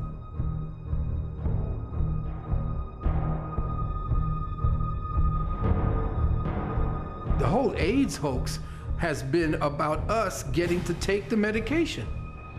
There's no HIV that creates AIDS. They found that the HIV is a very innocuous, very benign so-called virus and doesn't cause anything. What does cause AIDS is drugs, the taking of medications. And what created the AIDS condition in the homosexual community that came what is known as GRID, gay-related immunodeficiency, were these poppers, amyl nitrate and butyl nitrate, these things that were used for the heart to dilate the muscles. Well, the homosexual community, the one who created it into these little popping things, when you broke the seal, it made a pop, so they call them poppers. It was the inhalation of these things that began to bring down the so-called immune system of the homosexuals, and they began to have this immunodeficiency based upon overuse of this. Why did they use these poppers? Because when they used these poppers and they inhaled it, not only did they get the rush, but the anus began to dilate and relax. So the homosexuals were using this left and right. Thousands are being sold here in New York. And when they found that, they did not put in that poppers were the ones, and that drugs and these poisonous medications were creating the conditions called AIDS. They took the opportunity to ride the HIV/AIDS connection because they knew the money that would be made and that they could recruit people into believing that a heinous disease had attacked everybody. And where did it come from? Africa. It's always wise to study your enemy. If you're going to defeat someone, you must know their strengths and their weaknesses. People have been utilizing Africans to heal themselves for centuries. And people have been going to African shamans, African witch doctors to find cures for themselves, that Eastern medicine. So people have been going to African people to cure themselves for years. The doctor that's given credit for a lot of the internal examinations that women go through, those instruments were first tested on women who were enslaved. And I can only imagine, well, I can't even imagine. A woman could imagine, but the kind of pain that that woman was put through to test those particular iron, steel objects that would go up through their bodies. In the United States, what they would do with slave children, and this has been well documented, to cure rheumatism and to cure gout and to cure arthritis, they would place their feet on top of a slave child and just keep their feet there for hours, thinking that the child, the melanin, would draw out whatever sickness the slave masters would have. Well, we know that a lot of things have happened in our hospitals.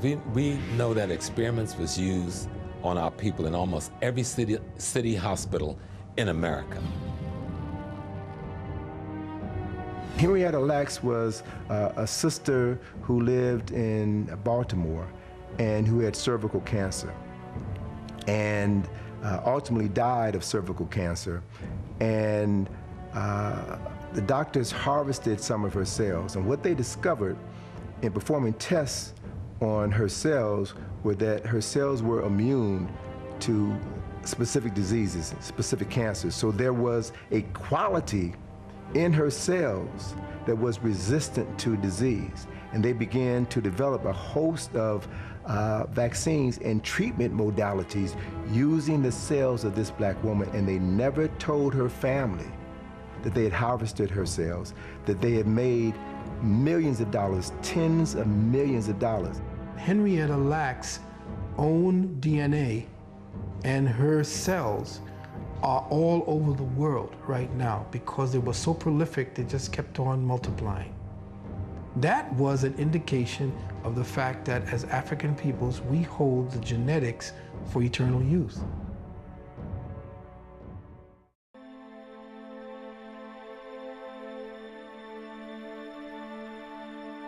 There's a book called Acres of Skin that talks about the experiments that was done on black men in Philadelphia prisons from the 1950s to the 1970s. In addition to the many medical experiments that are done on blacks in hospitals and prisons around the country, many people believe that chemtrails that are often seen over black communities purposely contain chemicals that create adverse reactions within the black community. The chemtrails are dangerous because of what they contain: barium, strontium, and genetically altered red blood cells. What are genetically altered red blood cells doing in an aerosol? If you go to Harvard, They have a place on the campus, one of the tallest buildings on Harvard University. It's called the Herbarium. The Herbarium. In there, every floor is dedicated to some parts of Africa and Asia, and mostly Africa, where the young scholars who are working on their PhD is sent to study the fauna and the herbs and the plants of these places, and to interview the so-called healers and witch doctors, and come back to Harvard and tell what medicine, what medicinal purposes these herbs, fauna, and plants are used for, and then they create synthetic versions of it and sell that formula to the pharmaceutical companies. There's a drug epidemic in a neighborhood, and the hospital is quiet. Forget law enforcement for a minute. The hospital, this is the center of the community's health, and the hospital is quiet. So we're in a situation where the institutions by which we live are conspiring against us. There's no such thing as an institution that is standing with its lights on and people going in and out of the institution, and you're still not receiving the service of the institution. How is that possible, that there is a standing hospital in most neighborhoods and everyone's sick? How is it possible that there is a police department in every neighborhood, several, and crime is still what it is? How is it possible that there is a public school and people are dumber? I argue conspiracy. The black community is really the only community that's really afraid of hospitals. If you go around the country and talk to different African-American people, they have horror stories about certain hospitals within the neighborhoods. Out here in Los Angeles, you have a hospital called King Drew Medical Center. Well, it was closed down, but they had a hospital called the King Drew Medical Center. And if you ask any black person in Los Angeles, they say, well, that's Killer King Hospital. It was known for people going in there for minor ailments and not coming out. And there were all types of rumors about King Drew Medical Center. Some people said they were selling organs, they were killing black people, selling off their body parts. There was a story in the LA Times talking about how people were so afraid to go to the King Drew Medical Center that if they got injured, they would run from the ambulance if they knew the ambulance was going to take them to the King Drew Medical Center. So that type of reputation has been going on in the black community for years about certain hospitals in the area. It is very difficult to use black people to experiment and find out cures because of melanin. That's why, experimentally, doctors and Europeans use white mice.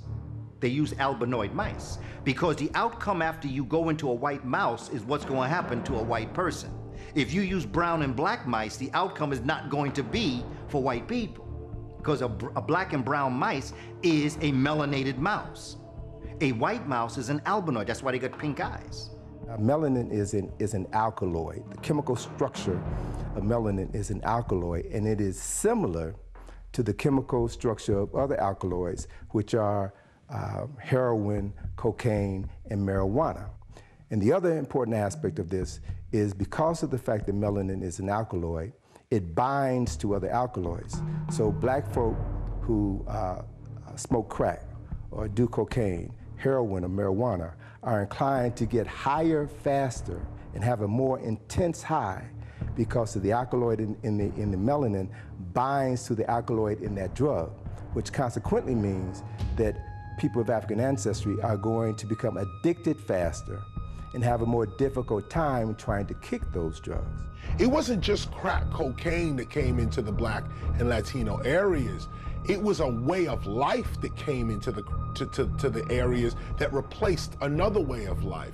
Let me go back a little bit. Just before the crack cocaine way of life, you had the cocaine way of life. You know, not to call any names, but the pinnacle is Studio 54, where you know, this 70s New York City nightlife, where cocaine is everywhere and flagrant. In rap music, in early MC and DJing, you get MCs on the mic saying cocaine, cocaine. Somebody say blow, blow. That, all of that kind of stuff. Early parties. Before that, I'm talking just now 77, 76. Before that, go back 75, 74, 73. Heroin was the lifestyle that was pushed onto the Black and Latino community. Each one of these destructive lifestyles were introduced into the community. The youth in the country in the 60s almost brought us to the democracy we say we are. And the tyranny that rules our country by controlling the economy of this country decide to bring drugs and then use the war on drugs to create laws like the 3 strikes and you out and the Rockefeller laws that are as worse as any we saw in the Soviet Union during the Stalinist period, to put the young people in prison, many of them for the rest of their lives, for crimes that normally you would have walked after a year or 2.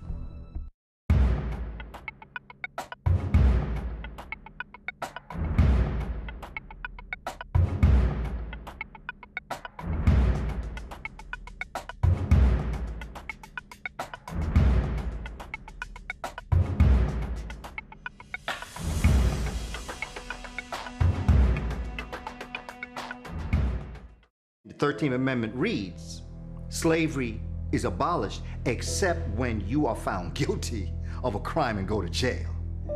So prison is the slave plantation. And look at all the things that are denied you in jail is the same thing that were denied Africans on the plantation. Slavery still is very much alive.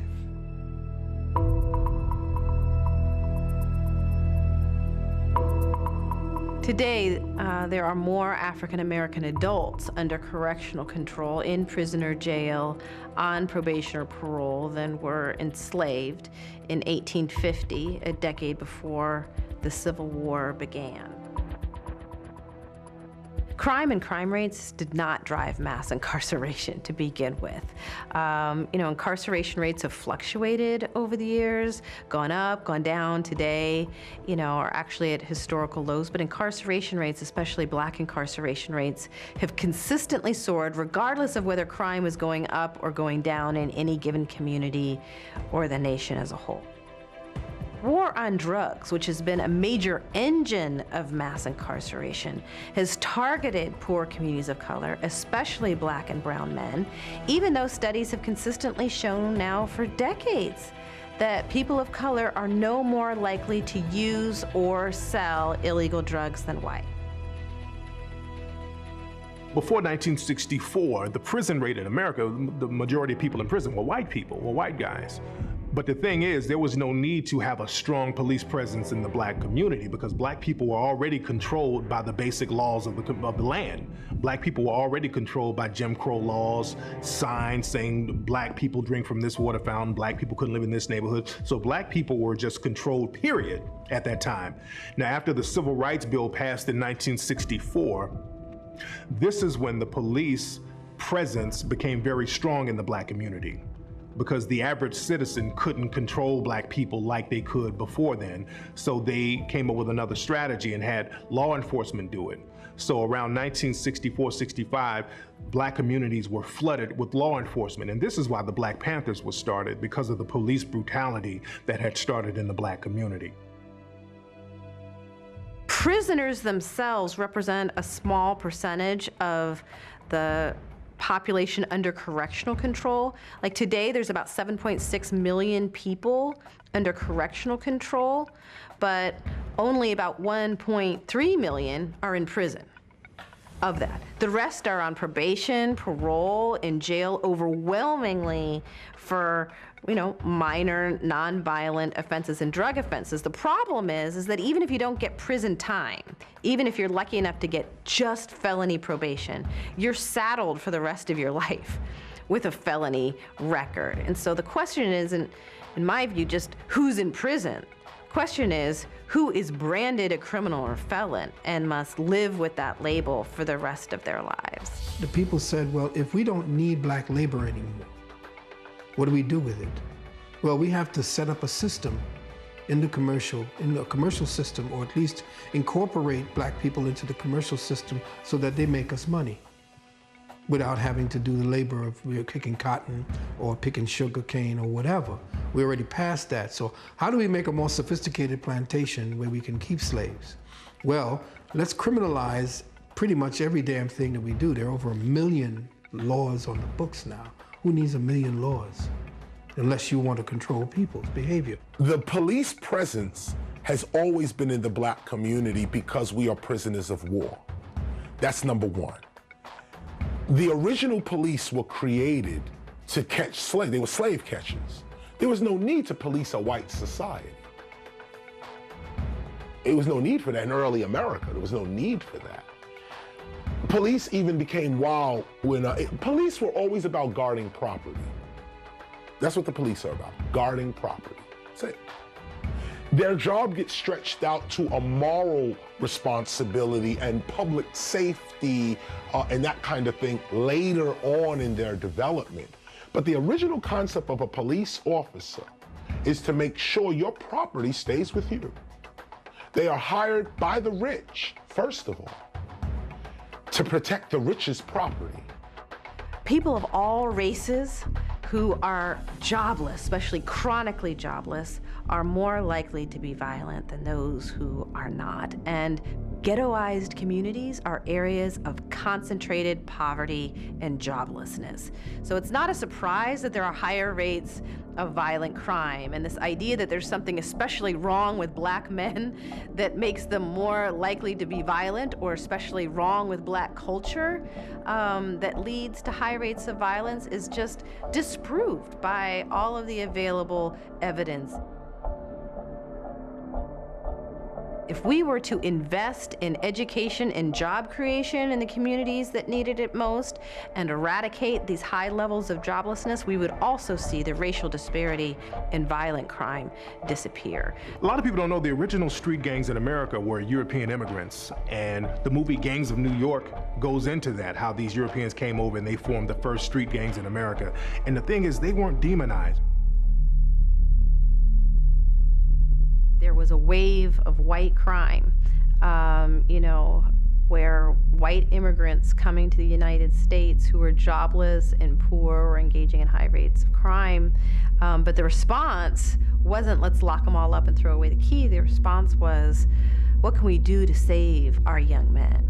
And they went in and invested in education and job creation and providing social services and a safety net to ensure that these young men did not slip through the cracks, and viewed them as one of us who need to be protected and saved, whereas young black men in ghettoized communities are viewed today as largely disposable. 80% of prisons are found in Republican districts, because you may have a town of, let's say, 20,000 people. Let's say you have 20,000 prisoners in the prison in your community. When it's time to be taxed, when it's time to get money from the government, you have 40,000 people. And even though those other 20,000 never get money that are in prison, they're accounted for in your population. There's extraordinary amount of money being made off of mass incarceration today. I mean, part of it is private prisons, which are making their money, from caging human beings quite directly, but there's also a range of other private corporate interests that are profiting from the prison industry today. Private phone companies that charge prisoners and their families exorbitant rates just to place phone calls and remain in touch with loved ones. Taser gun manufacturers, private healthcare providers that provide typically abysmal healthcare to people behind bars, have secured very lucrative contracts, and then, there's private corporations that are now using prison labor, rather than shipping jobs overseas, are actually using prison labor, paying them far less than minimum wage. Many of these furnitures we see in all the state offices and stuff, they're made by brothers and sisters in prison. They try to make it seem like it's just license plate. It's a lot more than that. Then all of them are located in areas where there are farms, and almost all of them are loaned out to work these farms, where they're getting only pennies a day. Slavery. Many of these agencies get rewarded in cash by the millions for the sheer numbers of people swept in for drug offenses, which helps to explain why so many law enforcement agencies go out looking for the so-called low-hanging fruit, stopping, frisking, searching as many people as possible in the hopes of boosting their numbers up and continuing to qualify for funding. Anytime you can put your prison on the stock market, it means you already have a methodology to guarantee the commodity, and the commodity is the imprisoned young black man and woman. You're given a number, and you're warehoused in this cell, and you become a warehouse receipt. So more jails are kept up because the warehouse receipts, and if you don't have anybody in jail, you're not making any money. So you need to keep the jails filled in order for those warehouse receipts to be traded on Wall Street and the insurance companies to be making money each time. Drug markets, much like American society generally, are fairly segregated by race. Black folks typically sell to black folks, Latinos to each other. Drug markets are even segregated by class. University students sell to each other. Drug dealing happens in every community of all colors, but those who do time for drug crime are overwhelmingly black and brown. President Richard Nixon was the first to coin the term a war on drugs, but it was President Ronald Reagan, really, who turned that rhetorical war into a literal one. And he declared his drug war in 1982, actually a couple of years before crack first began to ravage inner city communities and become a media sensation. The media frenzy around crack cocaine didn't just happen. It was actually part of, a political campaign conducted by the Reagan administration to sensationalize crack use in inner city communities to boost public support for a drug war they had already declared and persuade Congress to devote millions more dollars to waging it. After crack became a media sensation, harsh mandatory minimum sentences started sailing through Congress, harsh mandatory minimum sentences for minor drug offenses, sentences longer than murderers receive in many other Western democracies. And soon Democrats began competing with Republicans to prove they could be even tougher on them, those people, than their Republican counterparts. And so it was President Bill Clinton who actually escalated the drug war far beyond what Reagan and his Republican predecessors even dreamed possible. There was a representative in Missouri named Chuck Graham, and he had a proposal. He had something called the Life for Life program. And with this program, they wanted to offer prisoners on death row lighter sentences if they were to donate one of their organs or body parts. Well, the war on drugs was part of a grand Republican Party strategy known as the Southern Strategy of using racially coded get tough appeals on issues of crime and welfare to appeal to poor and working class whites, particularly in the South, who are anxious about or resentful of many of the gains of African Americans in the civil rights movement. And President Richard Nixon's former chief of staff, Haldeman, described the strategy this way, and I believe I'm recalling the quote correctly. He said, quote, "The whole problem is really the blacks. The key is to devise a system that recognizes this while not appearing to," end quote. The meth epidemic has been severe, and some have argued that the meth epidemic is actually far worse than what the crack epidemic was in terms of the harm that it caused. But there hasn't been any media frenzy associated with the meth epidemic. There has been an increase in the number of whites going to prison for drug offenses since the meth epidemic, but there hasn't been an all-out war waged against people who are predominantly white, who use and sell meth. It doesn't matter how severe the racial disparities are, unless you can offer proof of conscious intentional bias tantamount to an admission of racial bias by a law enforcement official. You can't even state a claim for racial bias in the criminal justice system today, which presents a bit of a challenge since most law enforcement officials, like the rest of us, know better than to state our racial biases out loud. A police officer isn't gonna say, "Yes, Your Honor, the reason I stopped him was, well, because he was black." People look at it as a civil rights violation, but it's really a human rights violation because it's criminal what they're doing to black people on a mass scale, criminalizing the image of black people and railroading them into a jail system really for profit. That's slavery, and that's a human rights issue, and black people need to start treating that as a human rights issue. So we shouldn't go to the courts here because the courts here are in cahoots with the private organizations that's railroading all of these black men into the prison system. So if black people are going to do anything, they need to take this fight to the world court, to the world stage. Well, I do think mass incarceration is a human rights issue, a human rights crisis. And there have been efforts to bring these issues to the United Nations and to international courts. And I think we should continue to do so. I do think we should avail ourselves of those tribunals and make more of an effort to educate people in other countries about the realities of what is going on in the United States. So many people around the world today think that the U.S. is the land of great racial equality, especially with the election of Barack Obama, and it's important for the other story to be told. At the time, we had just come back from Vietnam, and there was a threat. King David and King Alfred planned because of the blacks, and remember, it was mostly blacks that were fighting in the end in Vietnam. And they feared, at least this is my conjecture, they feared that these soldiers who were coming back home with the knowledge of warfare and all the tactics that they learned about the Europeans and warfare were to be used on them.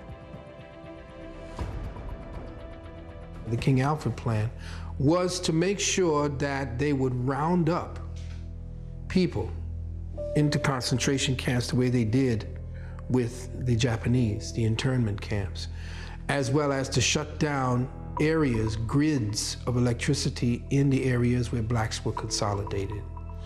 Also to place bombs, most people don't know, to place impediments or areas, or to set up roadblocks, or to cordon off whole communities.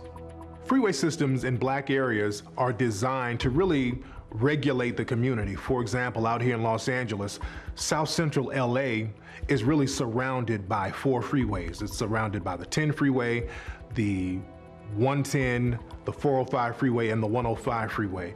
During the LA riots in 1992, a lot of people don't know that they actually shut the freeways down, and they were going to start bringing in the National Guard, where they actually did bring in the National Guard. So the black community, they always have freeway systems there because they never know when they need to implement that King Alfred plan, when they need to go in there with military tanks, if there's some racial insurrection, and really suppress the black community. So that's one of the reasons for the freeway systems being directly on top of the black communities around the country. And every black community in America got expressways that went right through them, destroyed them. If you want to find out where the old black communities used to be, go in the city and find the expressways. There's a direct relationship between having the businesses and being in prison. Go see how many Asians you can find in American prisons. You ain't gonna be in there. But 51% of your prison will be black because blacks don't have any businesses and industries. There's a direct link. Blacks won't practice group economics. Blacks won't practice group politics. If you don't practice, you're setting yourselves up. I told that 5-story building, you're setting yourself to get wiped out. Understand the nature of race, which is economics. If you build the first floor, it's economic. Build your businesses and your industries. Control business and industry, and put that pools in your money, and hold that money, and practice group economics with it. Arab and Asian money bounces 12 to 13 times what it leaves. Jewish money bounces 18 times. Black folk got to learn how to practice group economics. Black Americans spend every penny they get outside their own community. Then you take the money and the wealth that you get from that first floor and go to the second floor. The second floor is politics. You then take that money on the first floor and you control your politics. Black folk must quit allowing people to tell them to go out and vote. Vote for what? Nobody's gonna do anything for black folk in politics. Politics is controlled by money, major corporations who got the money. That's what controls politics.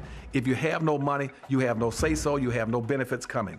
So you take your money and you control, and you take your money from the first floor, you buy every politician on the second floor. And then the politician you can't buy, you rent or lease them to get what you need.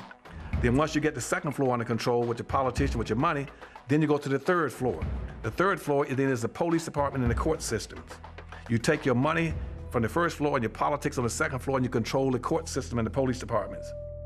Then the fourth floor, then is media. You then take the money that you generate off the first floor from business and industries, and you go after radio stations, TV stations, newspapers, and cable systems, so that you can now inform and communicate with your own people. Right now, black folk own and control less than 35 thousandths of 1% of the media in the United States. Out of 12,000 radio stations, black folk own about 75, 80. That's all. You own no cable systems. You don't have a daily newspaper. You have nothing of importance. You got about one black TV station. And so you can't communicate with your people, you can't inform your people, you can't do anything. You can have Rush Limbaugh and all the rest of the guys talking about racism all day long and bad-mouthing you, and O'Reilly's. They can call black folk all kind of names all day long. What are you gonna do? You can't respond. You can't even communicate with your own people because you don't have an economic base. 51% of all the prisoners in the United States are black people. You know you only make up 12% of the population. That's no accident. It's because you don't control the economics and the politics. And they're gonna go after the weakest people they can get their hands on to incarcerate them. That's the black folk. And what are you gonna do in response to it when they over incarcerate you?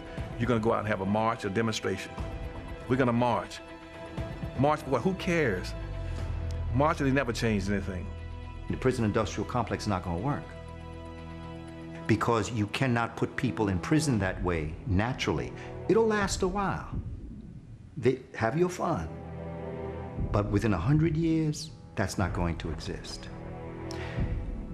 I believe white supremacy was born to die, and everything it does in its ignorant arrogance kills itself. It's meant to die. And what they're doing is they're setting up their own suicide by doing that to other human beings. Some of the most gifted human beings I've met were in prison. Some of the most gifted human beings I've ever met have been in special education. And to think that those young people, male and female, could be educated to cure cancer, to go into outer space, to build things that our community needs, but you'd rather put them in prison because of the color of their skin, what goes around comes around. You shall reap what you sow.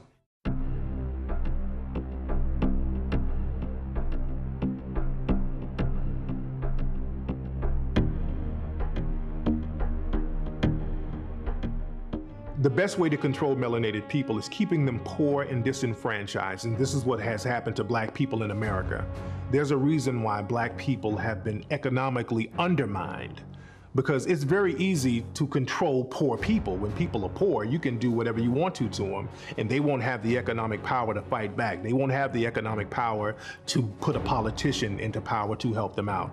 They won't have the economic base to really take care of their basic needs, so then you can control them any way you want to. See, white folk lend us money. They don't pay us because they know that they're gonna get it right back. 1866 and up to about into the 1920s, black folk had the greatest economic achievement they've ever had in this country. Even though it didn't occur under integration, it occurred under segregation. Those black folk had managed to acquire over 20 million acres of land, according to the United States Census in 1920. 20 million acres of land. But between 1920s and 1950s, they lost almost all of it. Back in the 1920s up to the 1940s, we had black broom factories, we had black mattress factories. Almost every black major city had at least 2 cab companies. We had black bus companies, we had black shipyard up here in Baltimore. When I say black bus lines, I'm not talking about just having 3 or 4 buses. We had over 500 buses. And this is in Winston-Salem, North Carolina. And our bus company didn't just service just the black neighborhoods, it serviced the blacks and the white neighborhoods. We had 2 black cab companies. We had the Harris Cab Companies and the Campbell City Cab Companies. where they used to have their own restaurants. They had the best nightclubs in the country. The blacks had 2 baseball leagues. Each baseball league had 8 teams. We had over 500 of the best baseball players in the world. But what did they do? They wanted to integrate.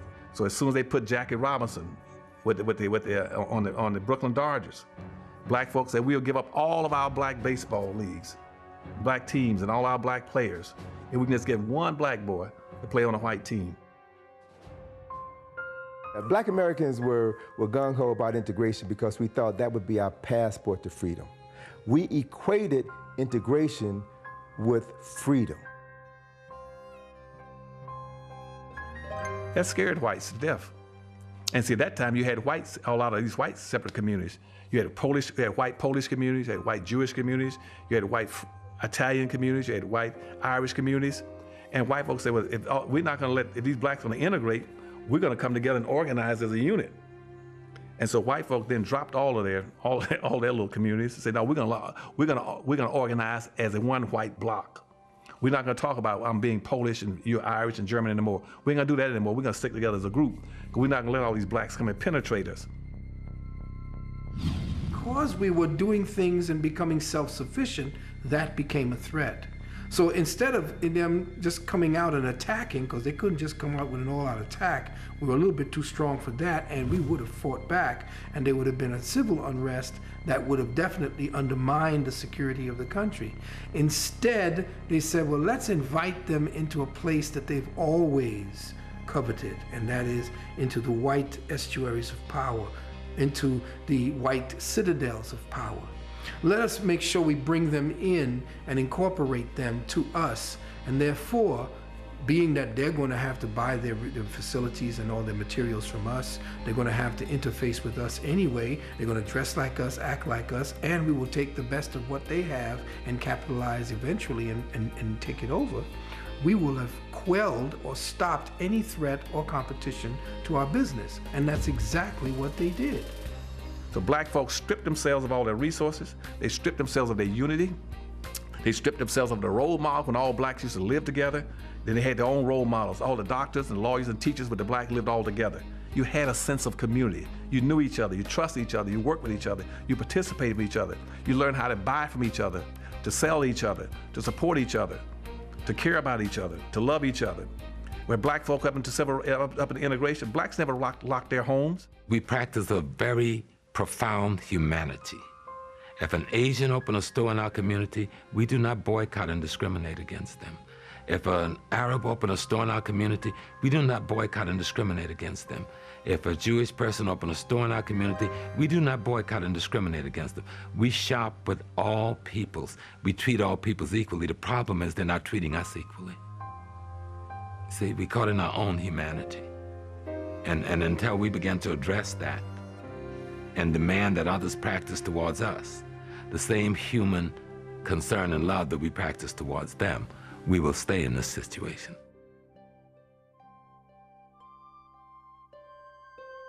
Durham, North Carolina was the most progressive and best black Wall Street we had in America. That's why you had all the black major insurance companies, mortgage companies, and banks and all was in Durham, North Carolina. Durham, North Carolina was the black Wall Street.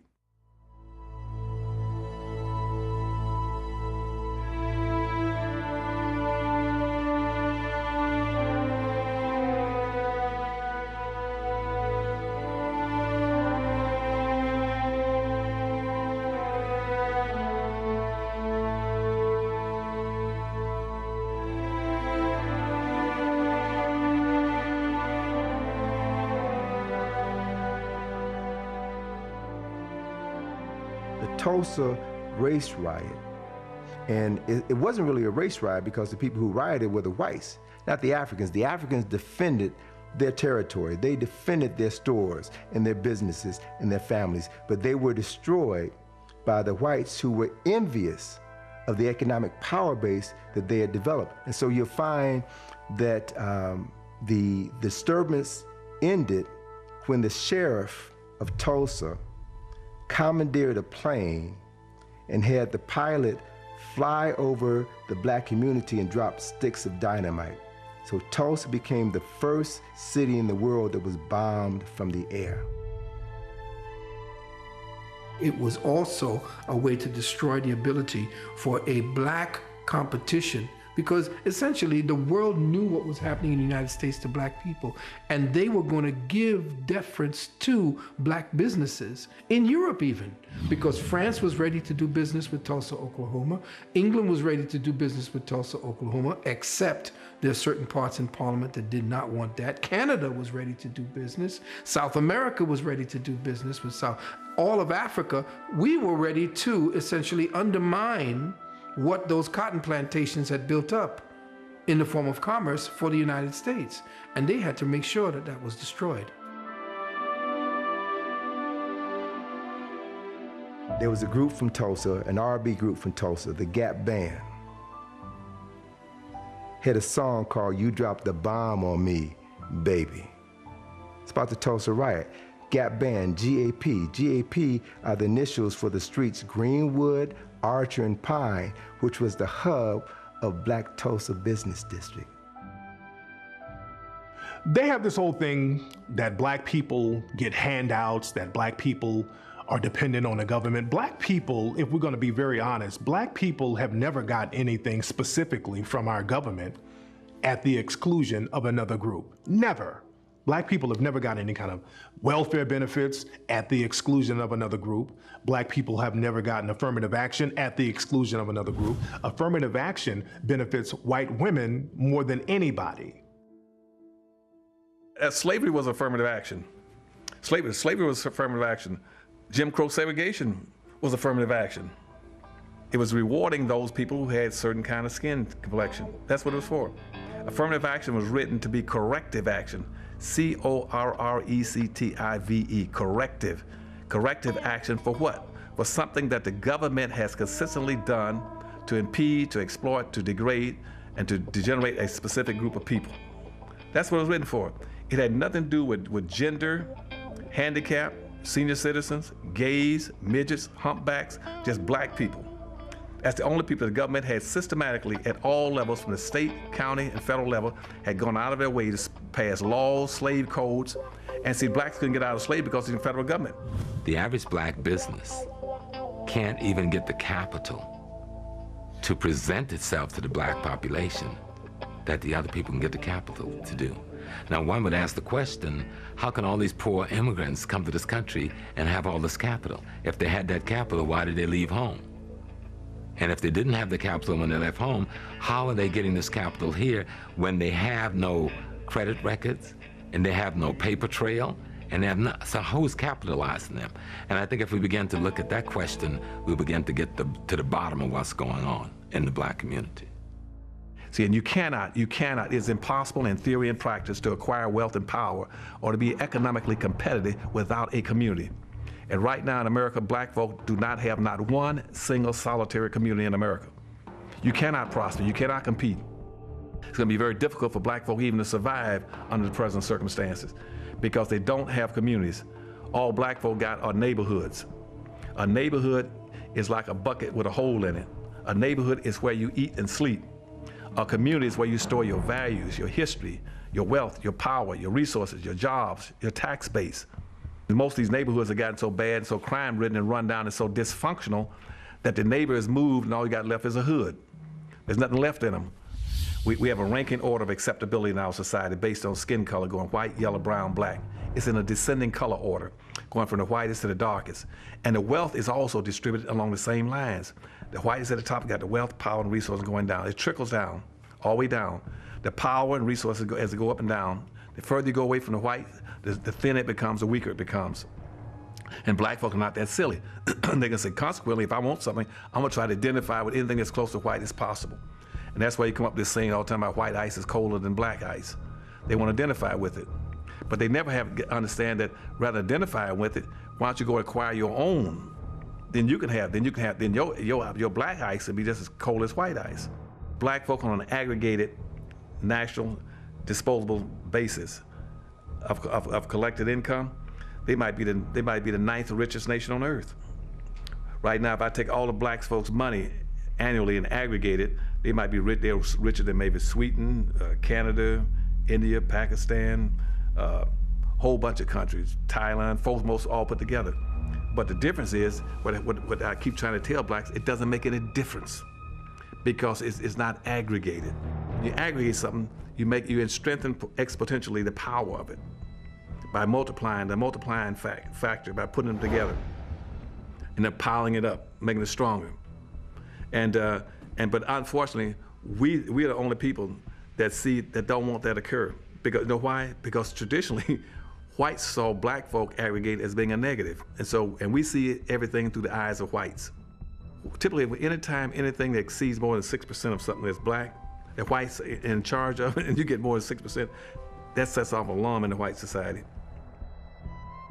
If right now, if I move into a neighborhood and I'm the only black, whites will accept the one black or the two blacks. But the minute you start getting up further than that, they go on alert. So by the time you hit 6, you know what happened then? They started putting their houses up for sale. If I go in an organization, I got one black in that organization, and it's all white organization, they'll accept the one black or two blacks. But the more blacks you come in trying to integrate, that becomes a threat to the dominant society. And they'll either move out of that organization, move out of that neighborhood, or even go to school and take their kids out of school. And where are they gonna move? They're not gonna move to a more integrated society, they're gonna move back with their own people. When a white person takes his kid out of a school, out of an integrated school, he's not gonna go and try to find another integrated school. He's gonna take his kid to a segregated academy, a charter school, or an all-white suburb. If you went back to, the 1500s, slavery's in full effect, okay? And you go to a slave or an African and you say right there, while he's picking the cotton, right there, yo, man, what you think about this whole situation you in right now? You're gonna get two types of people. You're gonna get three. You're gonna get one type of person say, what situation? I'm just picking cotton. Then you're gonna get another person that says, well, it's kind of, Master Charlie kind of hard on me, but he all right. Then you get this other person that's like, yo, what's your name? You got something called a MAP? I'm trying to get out of here. These are the three people you're gonna meet on the plantation. In the 1500s, these are the three people you're gonna meet. I don't know what I'm doing here. I don't care that I'm here, and I'm trying to get the hell out of here. Come now, 2012. Ask a person in any job situation where they go, you're gonna be three types of people. One, why do you work for FedEx? What do you mean, why I work for FedEx? I got a job.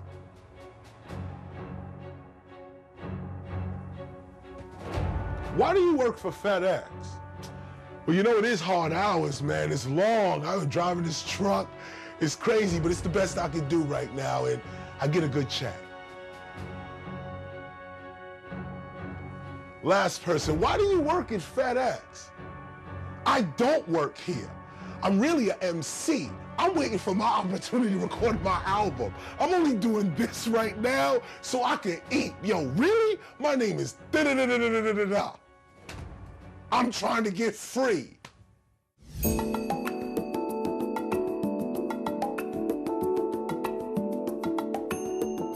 The colors have been hidden. They're not lost. They're hidden. Lost you may never find. Hidden you just gotta look for.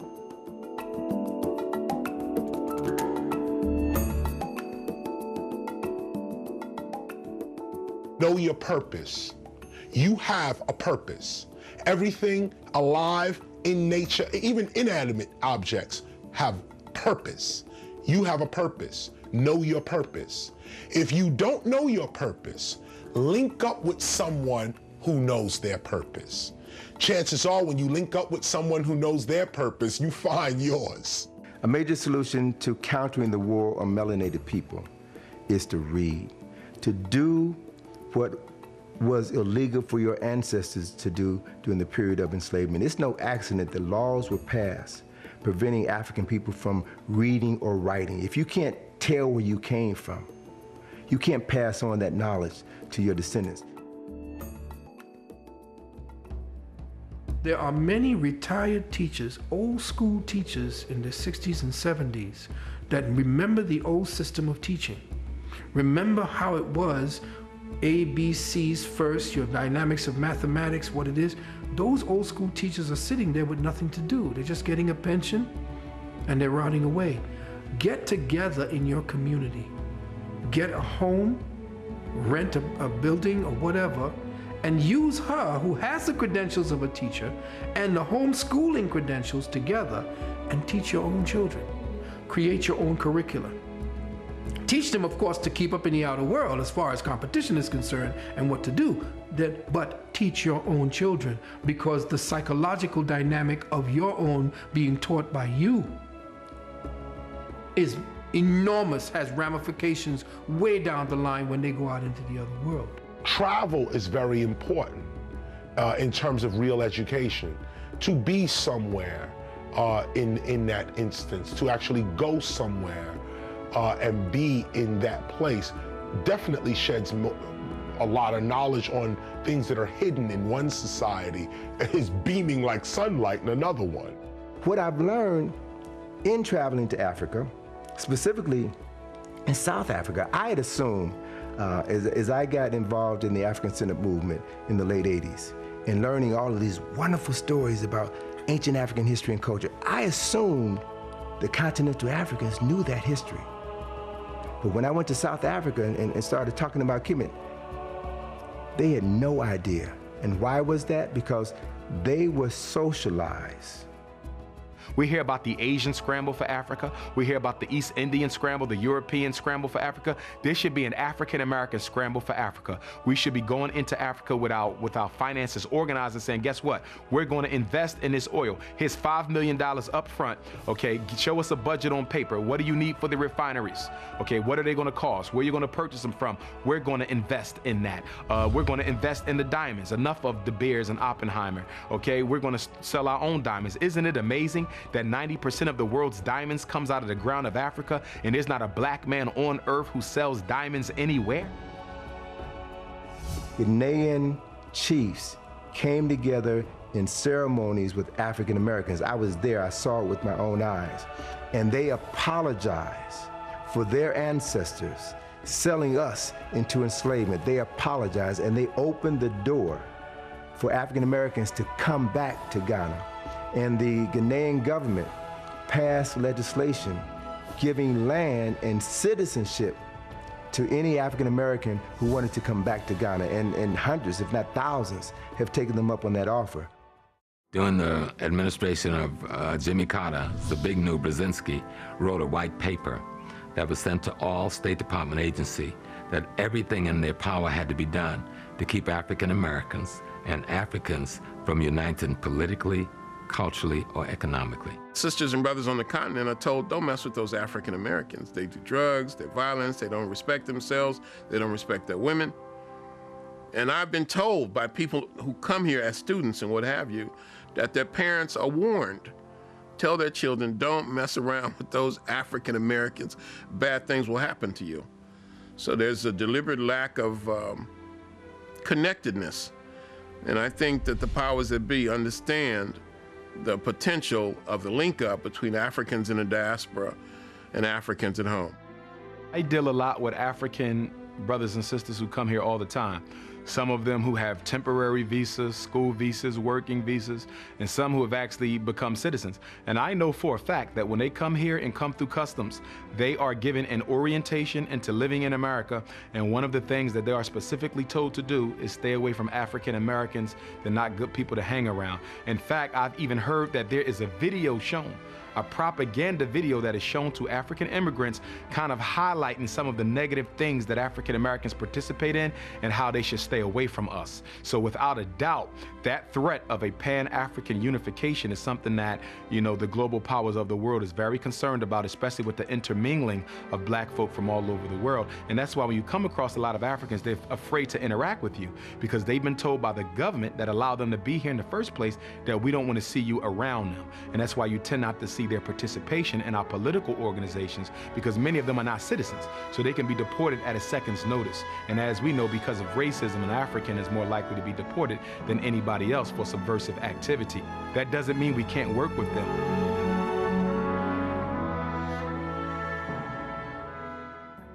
How do you fix it? You have to govern yourself.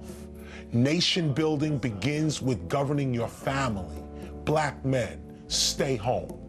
You don't have to be at the bar every week. You ain't gotta be out with the buddies. Tend to your wife and your children. Make them the priority in your life and govern your family. Link with other men that are governing their families. Too many times, black men that are good with their families link up with other black men that corrupt them and destroy the family. The only way a nation can be built is if the family is intact. A nation is a bunch of united families. That's what a nation is. Once you build those things, learn how to start practicing group economics. Group economics means that every nickel, every dollar, penny comes in your hands, make sure it revolves around and goes to other black folks' hands at least 8 to 12 times before it leaves. That means if you got a black community, a dollar comes in, you go down to the black grocery store and buy your black groceries. The black grocery store owner, he goes over to the black barber and gets his hair cut from a black barber. The black barber then goes down and buys his car from a black automobile dealership. The black automobile dealership then goes ride in a black cab. And you understand what I'm saying? The black community doesn't need any new leaders. Black people just have to get on the same page with one another and black people will be all right. The thing is, there's no gay leader. The gay community just happens to be on the same page with one another and they know how to get their needs met. There's no Jewish leader. There's no white leader. White people, Jewish people, all of these groups, they just happen to be on the same page and this is where their strength comes from and they know how to get their needs met. The thing is, black people, we're too divisive among each other. So we have to get on the same page and that will alleviate many of our problems right there. Go back to all those black and white films where you saw the Klan marching on Washington. Thousands of white men in hooded robes marching. Where are all those robes today? So they burned them all. This is what baffles me about American society. Who cleans these robes? These robes are not machine washable. They got patches and stuff on them. You got to take it to the cleaners. Who's upgrading and mending, sewing, and keeping all those robes in material existence to this day? Who's doing that work? Who's doing it? Where the robes go? Why you can't get one on auction? Why you don't see one at the Salvation Army? Thrift shop, Klan robe at the thrift shop. Somebody turned it in. Why you don't see that? Because people are still holding on to them. They even still wearing them. Maybe not outside, but somewhere it's still getting worn. Now I could tell you where all the Black Panther outfits are. They got holes in them with red liquid all over them. I can tell you where the guns went. The cops took them after they shot this guy. Come on. Fred Hampton, I can tell you where his guns went. We know what happened to our movements. What happened to that other one? I would say that what you do for yourself depends on what you think of yourself.